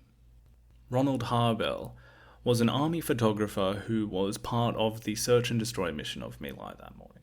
His photographs provide shocking evidence to what occurred. I've seen a lot of this kind of thing prior, one tends to when they study atrocity crimes and genocide, but some of the images he captured that day are very confronting, as was his testimony generally, and at the risk of not quite finding the balance between explanation and simply going over the details, but also finding the balance with simply putting this into the words of those that were making inquiries about what happened that day. What I'm going to do is just give the whole summary of the peers' inquiry into Harbell's testimony before we move on to some other examples of atrocity that occurred that day that also need to be talked about. So I'll quote this at length for those interested in finding this themselves. This is from Volume 2, Book 11 of the Peers' Inquiry, and it's Ronald Harbell's testimony summary, quote, "The witness testified that he went in on the second lift of helicopters. After landing, he moved in a south-southwest direction with a reinforced squad under the control of a non-commissioned officer. These men fired on some people moving on Highway 521. The witness testified that he took pictures of some of these bodies, but there may have been more. He did not go to search. This group of men moved across a ditch, and shortly thereafter they saw a woman. One of the GIs opened fire on her, and the other started firing also." Now, just an aside, this is me talking. Throughout the testimony, Harbell is being shown photographs from that day, many of those that he took, and he gives annotations and indications where this one or that one was taken. When shown this one, it's Exhibit P32C, he says, "Yes, this is a photograph of a woman that has been shot, and I believe with her brains inside of her head showing." Okay, so now I'll return to the summary of testimony. "About this time, a helicopter dropped a red smoke grenade, and the men travelled toward where it landed. The witness recounted then seeing a man and two small children, one of whom was pleading for their lives. Someone opened fire on them. He added that some people were hiding in a ditch near Highway 521 and were trying to get their cows off the road. These were shot. The witness recalled travelling in an area where a mortar had been set up. The witness could not recall hearing any minigun fire from helicopters, but stated that there was wildfire coming from the village. This firing had died down by the time he got to the village. The witness reported that he travelled in an area where pigs were being kept in a pen. These pigs were all shot, and a torch was put to the property. He recounted passing a hooch and noticing an elderly woman on a bed inside the building. She had been shot. By the time he arrived in the village, the troops were setting it on fire. He noted one instance where he took a picture of a GI throwing a grenade into a tunnel. The hand grenade did not go down into the tunnel, and he was forced to take cover. He spoke of another instance in which some of the troops were harassing a young girl by attempting to strip her blouse off. Her mother tried to protect her, and a group of people were gathered there. He stated that he took a picture of this group, turned away, and then heard two M16s open up with automatic fire. All the Vietnamese in the group were apparently killed. He stated that he saw bodies falling and noticed the M16 smoking, but he did not count the bodies nor take a picture of the carnage. He related, attempting to take a picture of a wounded child. As he was focusing his camera, another GI shot him and killed him. At another location, he saw a small child come out of a rice paddy toward a group of bodies. The child had had his foot shot off and apparently was attempting to find his mother in the group of bodies. One of the US troops shot and killed him. In the southeastern portion of the village, the witness saw a group of 50 or more civilians who were all kneeling down. And I'll end the quote there. So I'm stopping the testimony there just because it kind of brings us to the last few large-scale killings that I want to discuss, and also I think it gives us a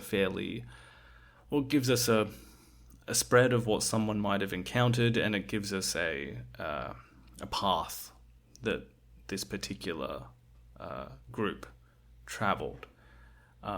Notice he didn't actually spend most of his time that day going through the village itself, but rather went southwest around it to a road and then into the village, as it was already on fire and as most of the carnage there had already occurred.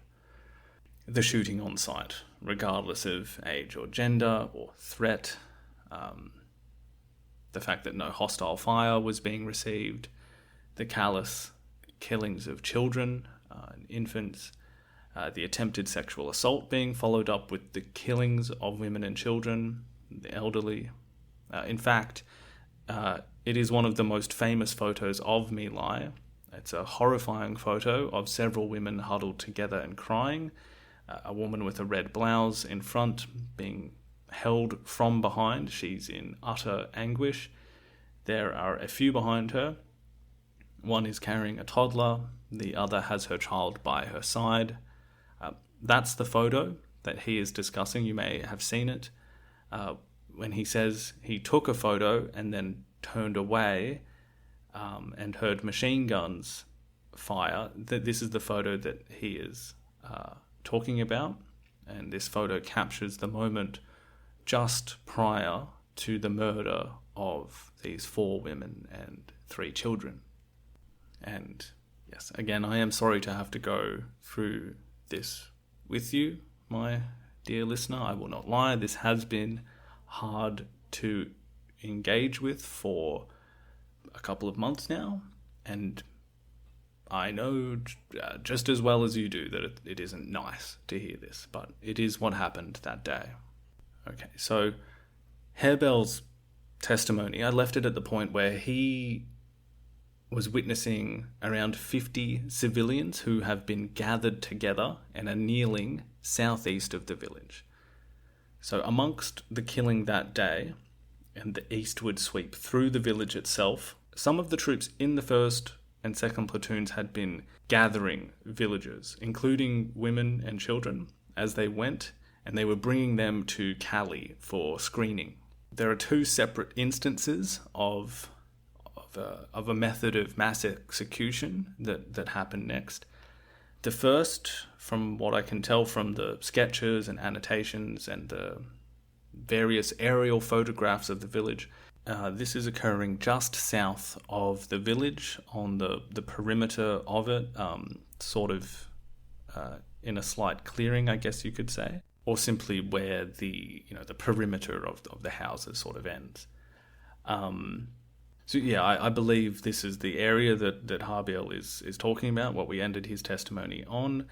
And essentially it's here that a Private Carter, who we spoke about at the start, the person who came out on the first helicopter, as well as Paul Meadlow, whose name will come up a lot. So we've got Meadlow, Dennis Conti, and James Dursey. They've been gathering people as opposed to simply shooting them on sight. They've gathered this large group, maybe 30 to 50 people, depending on the witness. And what all of the witnesses concur on is when Calley sees this group and is sort of beckoned over to sort of, hey, we've got these people, he simply says, all right, well, take care of them. Then Calley moves on to a different part of the village. Sometime soon after, Captain Medina radios Calley and asks why his platoon has not been progressing through the village quicker. Calley tells him that processing so many villages is slowing them down, and Medina claims that what was said next was meant in the context of just needing to hurry up, as he expected to be getting through the village, doing what they had needed to do, and setting up to engage with the 48th Battalion, which he felt was an imminent encounter. Calley simply recalls being told to, quote, get rid of them. He says that Medina said to waste them all. Soon afterwards, Calley returns to where Meadlow and the others were still taking care of the villages that they had assembled. And according to the same witnesses, Calley sees this group and demands to know what was happening with them. He basically says, what the hell? I told you to take care of them. Meadlow and Conti and the rest say, well, yeah, we are. We thought you meant stand guard. Now, according to them, Calley then said, I want them killed, and ordered them to shoot the crowd of 30 to 50 civilians. Now, this is occurring near a kind of irrigation canal or something visually similar to a lower area of ground that is commonly referred to as just a ditch in a lot of the testimonies. It's what I will call the first ditch. Now, Conti claims that at this point he said he would go watch the tree line. He observed Calley and Meadlow line up the civilians and begin to fire. I'll use his testimony. Quote, so they, Calley and Meadlow, got online and fired directly into the people. The people screamed and yelled and fell. I guess they tried to get up too. There was a lot of heads that had been shot off, pieces of heads, flesh of the fleshy part of the body, side and arms. Pretty well messed up. End quote. Meadlow was crying by this point and tried to give his M16 to Conti, who refused it. He said that at this point only children were left, and Calley killed them, despite being sworn at to stop. He said that Calley appeared to be enjoying himself, and that when they were all dead, he turned to them and said, let's go. Conti recalls Calley needing several magazines of ammunition to reload during this killing. The summary of his testimony relates that Conti, after watching this mass execution, separates himself from Calley and wanders around the village. Later, he comes out toward the eastern side of My Lai and comes across another scene of carnage at what I'll refer to as the second ditch. Here, outside of the village, in a clearing, sort of separating this village from the next, Private Stanley recalls Calley questioning a monk. He says that this occurred after a group of 15 to 20 people who had been praying at a temple were shot by soldiers. Calley was questioning the monk as Stanley's squad arrived, asking him how many Viet Cong were in the village and when the Viet Cong had last been there. Stanley says that Calley accused this monk of being a Viet Cong and shot him. Stanley goes on to testify that Calley ordered the men to gather up everyone left in the village into this clearing outside of the village in the east, and Calley orders at that point 75 or so civilians to be shoved into a ditch, and then said, you all know what to do with them, don't you? Not guard them, kill them. Calley ordered a soldier by the name of Maples to use his machine gun on them, but he refused. Calley said he'll have him court-martialed. Some say that Calley even aimed his rifle at Maples, but others made him lower it. Eventually, Calley orders those who had previously shot the civilians at the first ditch, like Meadlow and a few others, to stay behind and kill the people in the ditch, as well as those who were later brought there. The killing goes on for more than an hour. Stanley would tell investigators that, quote, the people in the ditch kept trying to get out, and some of them made it to the top, but before they could get away, they were shot too. Numerous testimonies, including those of Vietnamese villagers who will return to their homes in the afternoon, told of more than 150 bodies being found in this second ditch. At this point, Medina is radioing headquarters to report that his men had killed dozens of Viet Cong.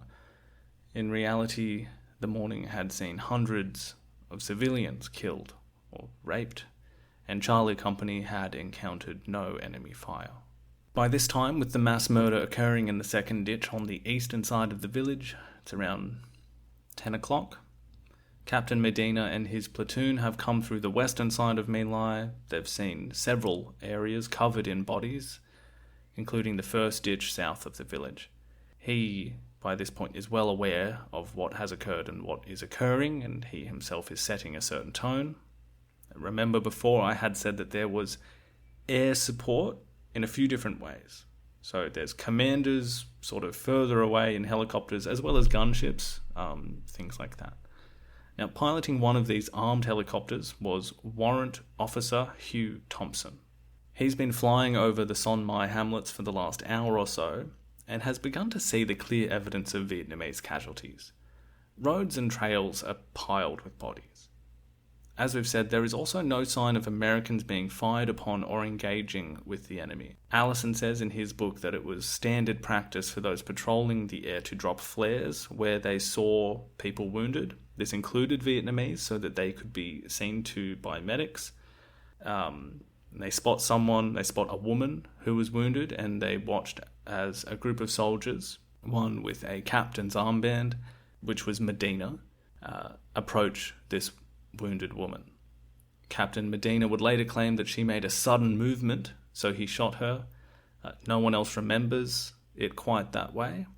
And from the air, Warrant Officer Thompson, as well as others in the helicopter, essentially just watch him execute the woman that they had signalled support for.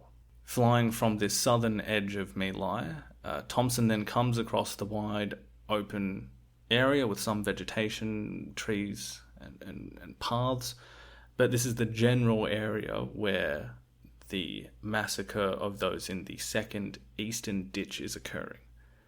But this is a large area, so Thompson lands the helicopter and talks to someone who most testimonies indicate is either Calley or Mitchell, or both, and he sees they've both been shooting the civilians in the ditch. When Thompson asks what is going on, he hears from Mitchell that they are putting people out of their misery, and he hears from Calley, basically, mind your own business. According to Calley's RTO, Sledge, Calley complained that Thompson, quote, wasn't running the show, I'm the boss. Thompson returns to his helicopter, and just as they are heading back into the air, he hears from one of his crew chief that those people he was just speaking to are killing more people in the ditch. It's from this point that Thompson realizes just how bad the situation is, and from here there's another area close by where he can see another group of a dozen or so civilians that are sheltering, but he also sees troops approaching them. He lands the helicopter close to this area and heroically tells his door gunner that if the American troops fire on the Vietnamese while he was trying to help them out of this bunker, you are to shoot at them. Shoot our own troops. Someone approaching, probably Lieutenant Brooks, who had led the platoon into the Bin Tai village north of My Lai and has now returned on Medina's command. According to Thompson, the helicopter pilot, the person he spoke to said that the only way to get these people out of that bunker is with a grenade. Thompson says basically to just stop. He will get them out.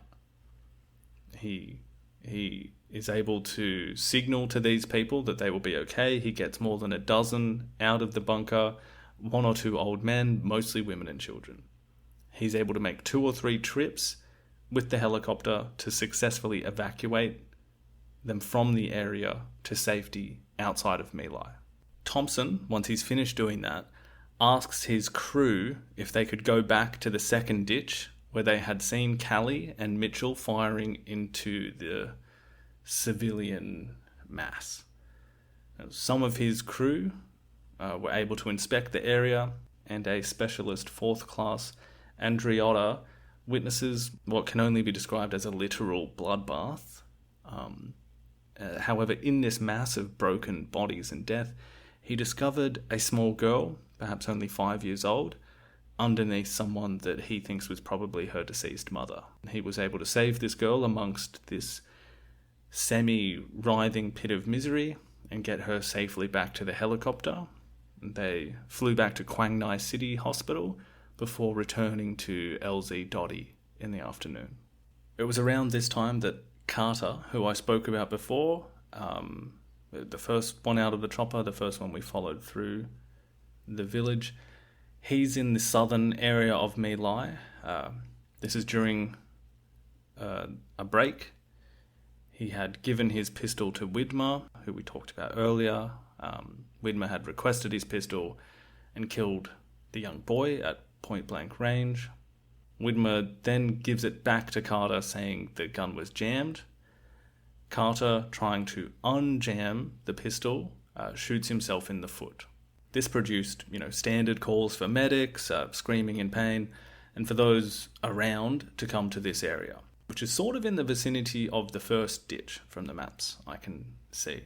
Medina arrives at this scene and calls for medevac for Carter. It is around this time, probably 10:30, that things begin to end.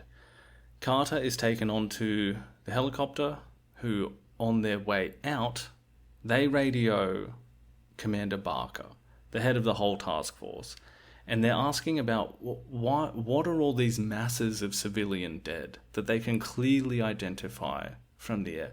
Like, they may have been able to see that first ditch in the southern area that they lift off from. Barker radios Medina to ask about this. Medina says, well, you know what, I'll find out. And after this, Medina is issuing a call for everyone on the ground, all of the platoons, to stop firing. After all of this, in the afternoon, Charlie Company will move out to another separate location, not too far away, but in a different area. They set up their defences there. They bring with them some remaining Vietnamese to be interrogated, as they are suspected Viet Cong. It's at this point that I won't go too much into the detail here, but suffice to say the story doesn't end quite. South Vietnamese National Police are involved at this point, and they actually also interrogate and kill some of these suspected Viet Cong at this second location. By the end of the night, Charlie Company will set up camp, of all places next to a graveyard. They'll quote Allison's book describing one of the second platoon's, one of the members of the second platoon's diary entries, and some thoughts about what happened that day. Quote, Thomas Parch, enjoying hot chow with, quote, pop and beer, then wrote an entry in his diary before an hour and a half stint on guard duty that night. He quotes the diary. We started moving slowly through the village, shooting everything in sight. Children, men and women and animals. Some was sickening. Their legs were shot off and they were still moving. It was just hanging there. I think their bodies were made of rubber. I didn't fire a round yet and couldn't kill anybody. Not even a chicken. I couldn't. We killed more than 100 people. After a while, they said not to kill women and children. End quote. Officers would begin the cover-up immediately, reporting that the My Lai operation had killed more than 128 Viet Cong and captured 3 weapons. Charlie Company reported that there had been some civilian deaths, 10 or 11 women and children, but this had occurred from artillery or helicopter fire. The sad reality that they were covering up was that perhaps more than 500 people had been murdered. There are survivors of this day that were able to tell their experiences to investigators. These versions of events match what the soldiers themselves recalled and provide a similarly sad confirmation. Nguyen Thi Nung is one of these. She was working in the fields on the morning. She saw the artillery fire fall on 3 sides of her village. She hid up to her neck in water for about 3 hours. She added that she saw no one killed by gunships, but did see US soldiers assemble and kill many villagers. She related that she left her hiding place and went up the major road where she saw over 100 bodies. When she returned to the village after the shooting had stopped, she said that she found a group of bodies in an irrigation ditch and elsewhere. All of the houses were burned and all the domestic animals were killed. She said that villagers from other hamlets came and helped bury the bodies. Mr. Pham Lai was another resident of My Lai. He had lived there his whole life. He said he wasn't Viet Cong, but had helped supply them with rice and food previously. He said that after the artillery barrage, American troops landed and went through the village. The first group went through, then the second set fire to homes and killed animals. He said he hid his family in a bunker with 12 other people. They escaped to the west of the village. He returned to the village around 3 p.m. and saw 30 to 40 bodies immediately south of the village, and over 100 bodies in a ditch east of the village. Mr. Nguyen Hugh stated he heard the artillery fire and helicopters, and he went to a bunker near his home as well. His mother remained in the house, however. He said that 3 US troops came to his home, raped his mother, and then shot her. He said that his sister then ran from the bunker. Her and her 2 children were shot. Approximately 40 minutes later, other soldiers came and burned his home. His 2 buffalo were killed. The witness stated that he remained in the bunker for about 2 hours, and when the US forces left, he buried his mother and sister. Mr. Dat Pham recalled his house being burned along with all the others in the northeast section of the village. His family were taken to a ditch near a tree line on the east side of the hamlet. He saw no bodies during this time. He said that there were a number of Americans, approximately 150 200 meters south of the ditch. There were around 100 Vietnamese standing around the ditch. They pleaded with the Americans not to harm them, and after an hour, approximately, 5 soldiers fired into the ditch. He said that he was shot in both legs. He was unconscious until around 5 o'clock. Was taken to Quang Ngai Hospital by some other villagers. His wife and 1-year-old child were killed, along with 8 other relatives. There are other similar testimonies to these events which cover sexual assaults, killings, and other war crimes. The Son Mai operation, to which the assault on My Lai was the first day of, continued until the 19th. The day after the massacre, one of those who had killed dozens, an unknowable amount due to the exact circumstances of the killing, but let's say was actively participating in the direct execution of somewhere between 150 and 200 people. That was My Lai. He was the soldier who Calley had told to take care of the group and then had to return and instruct them to actually murder the civilians, not simply stand guard. You might also recall that My Lai was crying as he began and continued shooting. Later inquiries would find that My Lai was unaware that he could refuse an illegal order. My Lai, the next day, was hit by a mine while on patrol and lost his foot. Calley was actually close by and received minor shrapnel wounds. Witnesses recall My Lai screaming in pain but yelling at Calley, saying, "This is what we get. This is what God has given us for what we did." And he kept repeating, "You got yours coming."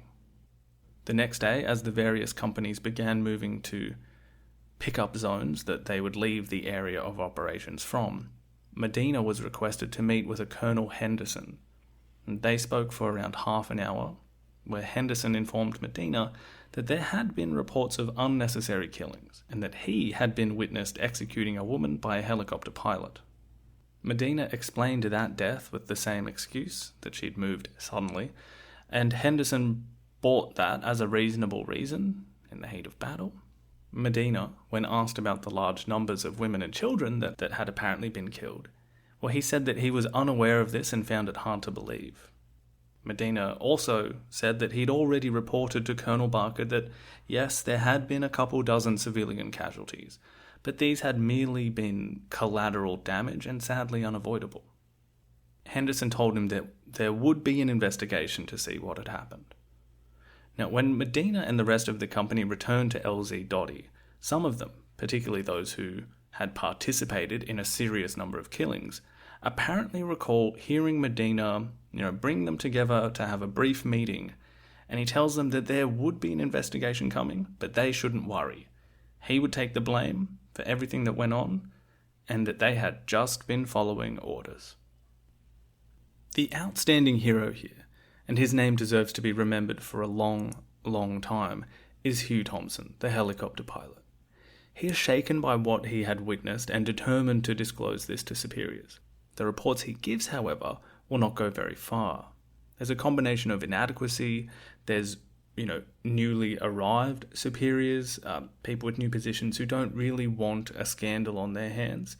And this is combined with the entire thing being initially met with, raised eyebrows and almost the tacit understanding that something out of the ordinary had happened, but it not really going further than that.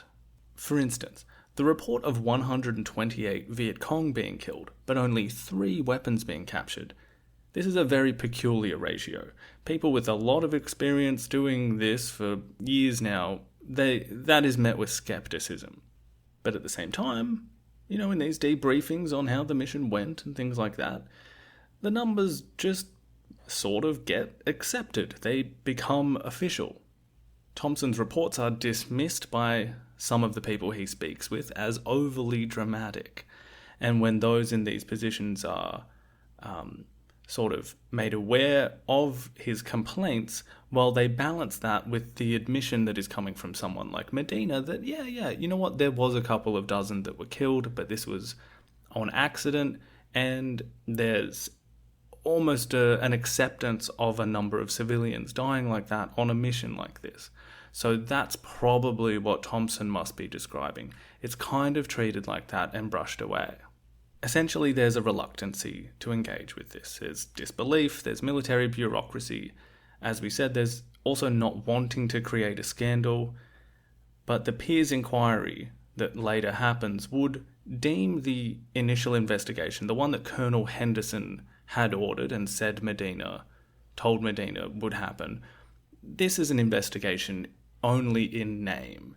It completely misrepresents itself as something that actually looked into and checked the reality of what happened. The questioning that even goes into that, naturally there's an ease for which the people that participated, that were involved, that were responsible, are able to simply twist the facts and the memory into their favour. Particularly when you've got someone like Medina who is, he's got the respect of his company and he's saying, just keep your mouth shut, let me handle this. Don't worry. And for a long time, that's actually going to work. The final report from Barker on the operation, and by the way, he himself will actually be killed in like a helicopter crash before all of this really comes out in the open. So he won't really be able to shed much light from his perspective on what had happened during this time. But in any case, his final report on the operation will state that what occurred during the mission was well planned, well executed, and successful. Friendly casualties were light, the enemy suffered heavily, and, quote, on this operation, the civilian population supporting the Viet Cong in the area numbered around 200. This created a problem in population control and medical care of those civilians caught in the fire of the opposing forces. However, the infantry units on the ground and helicopters were able to assist civilians in leaving the area and in caring for or evacuating the wounded. End quote. So there you can clearly see the twist to this whole thing, and if you just shift the narrative slightly, all of a sudden this whole thing is basically just another day in the office. This will even come out in news reports. The New York Times reports that, quote, American troops caught a North Vietnamese force in a pincer movement near the coast in Quang Ngai province, killing 128 enemy soldiers in day-long fighting, end quote. Thompson, as well as his crew chief, Andriotta, they receive medals of honour for what they did that day. However, the official citations will remember the story of their heroism slightly differently. Saving civilians in a bunker caught between Viet Cong and advancing friendly forces. Or how Andriotta saved a child caught in crossfire. Allison mentions this in his book, quote, Thompson reluctantly accepted the Distinguished Flying Cross, but later threw it away, believing the army was just trying to shut me up, to buy my silence. There was no enemy there that day, just civilians. End quote. While the official version will continue to exist for a time, the rumours of what actually occurred that day will spread. Several of those who had been involved that day would relay what they had seen to other members of the company. Some even boasted about what they had done. Medina himself is cycled out of the company in April, as was the style. It's 6 months into his rotation, as you'll recall. Similarly, new troops are cycled into the company and are told about what their new brothers-in-arms had done only a few weeks or months prior. One of these new draftees will be another hero in the story, Ronald Ridenour. We will continue his story as it unfolds in a couple of years within, the timeline, but this was a man with honour who, when hearing these rumours and boasts and being told in confidence and shame by others in Charlie Company, Ridenour will follow this up. He will find out. He will agonise about this, and rather going through military channels while he is still on tour, he will actually disclose this to numerous people in Washington once he leaves the armed forces. Now, as we arrive at the end of this episode, and for me a kind of 2-month exploration of these events, I've had in the back of my head, and my plans for this episode, what I can now see is over 2 hours long. I didn't mean for it to get that long, but here I'm just going to write down and I'm going to say what I think this exploration into this has had me thinking. Now, as I said at the beginning of the episode, I've known about My Lai for a very long time. I think my mum even told me about it when I was a kid. She had a tendency to tell me interesting things, but perhaps forgetting how old I was. And I've known what happened in more detail for a long time as well. You read about it in textbooks, you see it in documentaries. In later years, I read about it in books about the Vietnam War. But yeah, I've never resolved to really look much deeper than just the general story. 500 civilians killed, sexual assault, it being tied up generally with the, in capital letters, bad parts of the Vietnam War. In researching it lately, knowing that I was going to be doing this, I felt initially that I would be able to explain the actions in terms of another important work on a tangentially similar subject. The book by Christopher Browning on the Einsatzgruppen, the groups that killed the Jews and other undesirables in person, as it were, in the Holocaust. Those that were shooting civilians, men, women, children, all day, for days on end, as opposed to those who were sent to their deaths in the labour or extermination camps. Browning's book centres on the titular Police Battalion 101. If you've not read it, I highly recommend it.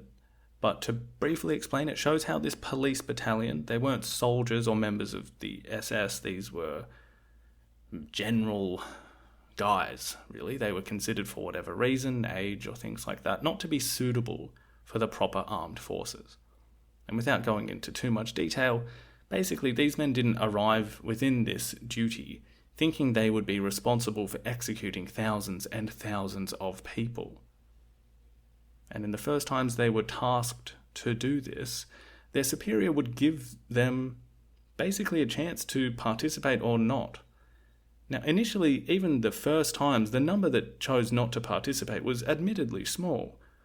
But soon, plied with alcohol and succumbing to the pressure of camaraderie and not wanting to stick out and being told what to do, all of this will combine to basically, quite soon, all of them are participating in this horrific part of the Holocaust. I had initially thought that perhaps the members of Charlie Company were going to have fallen into a similar circumstance, that they would be gradually worn down, and that the idea of not doing what their brothers in arms were doing would have created this pressure to participate no matter what. Likewise, I had assumed that perhaps there was more of a pressure from above, meaning that there had been explicit orders that they were being forced to kill the civilians, and eventually they would relent. Lastly, I had presumed that perhaps the soldiers were at their wits' end, that this kind of massacre had occurred toward the end of a long period of fighting, and perhaps the pressure of that and the context and particulars of the Vietnam War had produced such a violent and callous massacre. Similarly with the officers, I had thought there must be some easily recognisable reasons for what they did, even if those reasons only existed within their own minds. Take Calley, for instance. This man killed maybe 100 people. He shot men, women, and children, point blank, on 2 separate occasions, and he ordered other people to participate in this mass murder, not to mention the other people he killed throughout the morning. But his father will say something interesting throughout what happens later when this is exposed, and he says, "I sent them a good boy, and they made him a murderer." And I don't really know what else to say to that. We talked about his upbringing. He wasn't a psychopath. This wasn't someone killing animals or displaying other deviant behaviours to make you think that they had a Ted Bundy on their hands. During his trial, he will simply say that he thought he was doing what he was supposed to do. That there's this eclipse of enemy combatant and civilian. Now, is this the same as the Khmer Rouge who will kill anyone once they are told that they are an enemy? Does that word enemy truly account for the callousness and willpower to kill so freely? It's clear that Calley knew what he was doing, but it defies explanation of how that point was reached. Is it this doctrine of attrition? Was this the outcome of simply being in that environment? But then they'd only been in Vietnam for 3 fucking months. They had barely seen anything. They talk about revenge, but I struggle to even see how much explaining that can do. They've not even seen the enemy, really. They've only seen the civilians. It's not like 50 of them were killed during Tet, or they had suffered some horrible, excruciating deprivation in the wilderness, being picked off at night by Viet Cong and starving. They've seen some casualties. Some of theirs had died. But I don't know, I can't explain it. It's not the same as Police Battalion 101. They had to grind through this carnage until they were almost immune to it and able to participate.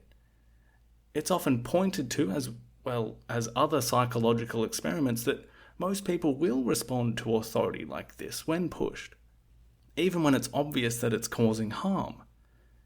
Even just a lab coat on someone's shoulders will really make people easier to tell what to do.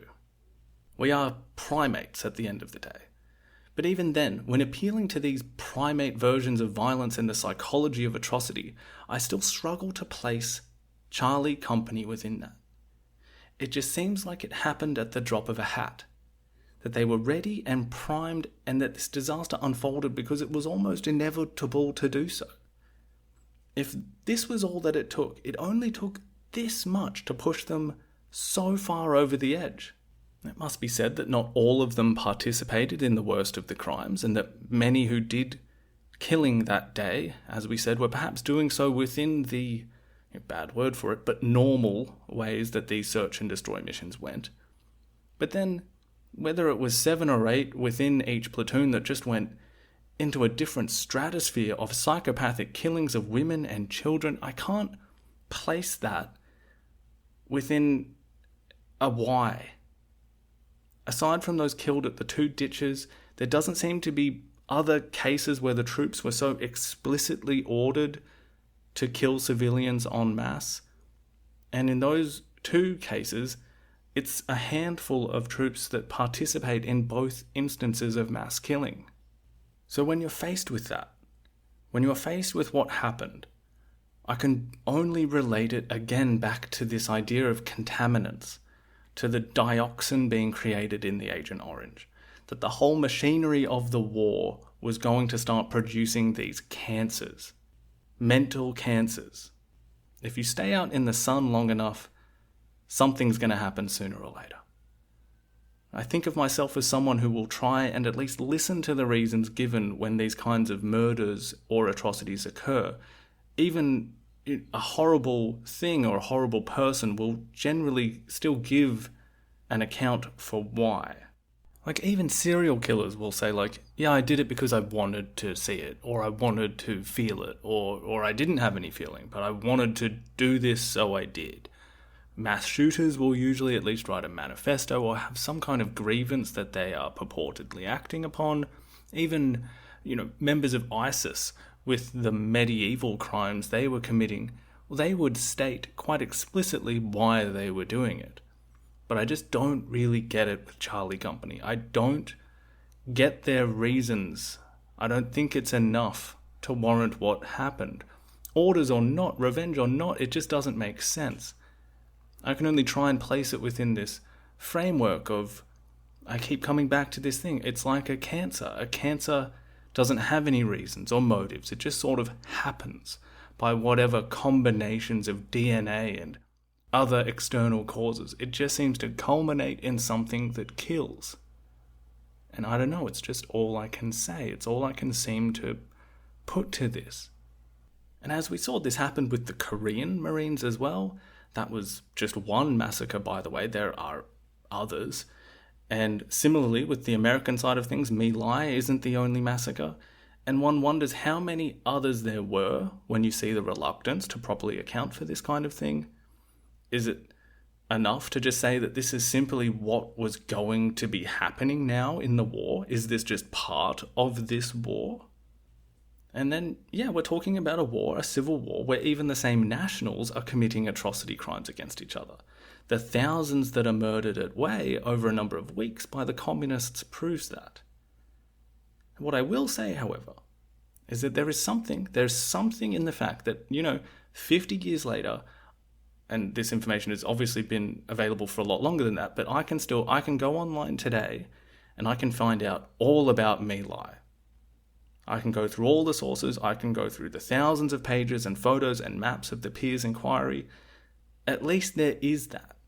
There is a commitment to something there that one does not often see in history, to fully expose to scrutiny on something so horrible. Even as we will see in a later episode, the trial and the convictions and the general attitude towards this is sometimes lacking, as is the attitude of the public, who, when they think about Calley, hence the song that I've been playing, this comes out at this time. The public attitude to him is completely out of whack. But the fact that there was a trial at all means something. I don't know. Like I said, we'll come back to the trial in a later episode, but for now, I will be happy to not think about My Lai for some time. We will pick up the story next time at the end of March 1968 as the audacious gamble of the Tet Offensive and the beginning of a war, weariness in the United States, takes a presidential toll. And the year that started with a bang will see the course of the war change, with attempts to end it, almost like pouring petrol on a house of fire to put it out, as it will go. And Cambodia will also catch on fire. Please keep an eye out for some big announcements over the next month or so. And if you would like to support this show, please visit the link in the show description to visit my Patreon or to make a donation via PayPal. Again, subscription can be done for as little as $2 a month, which gives you access to subscriber-only content and supports the work that goes into making this show. Thank you for listening. Until next time, goodbye. They were marching in the street while we're dying in the rice fields. They were helping our defeat while we're facing BC bullets. They were sounding a retreat as we go marching on. With our sweat we took the bunkers, with our tears we took the plain, with our blood we took the mountain, and they gave it back again.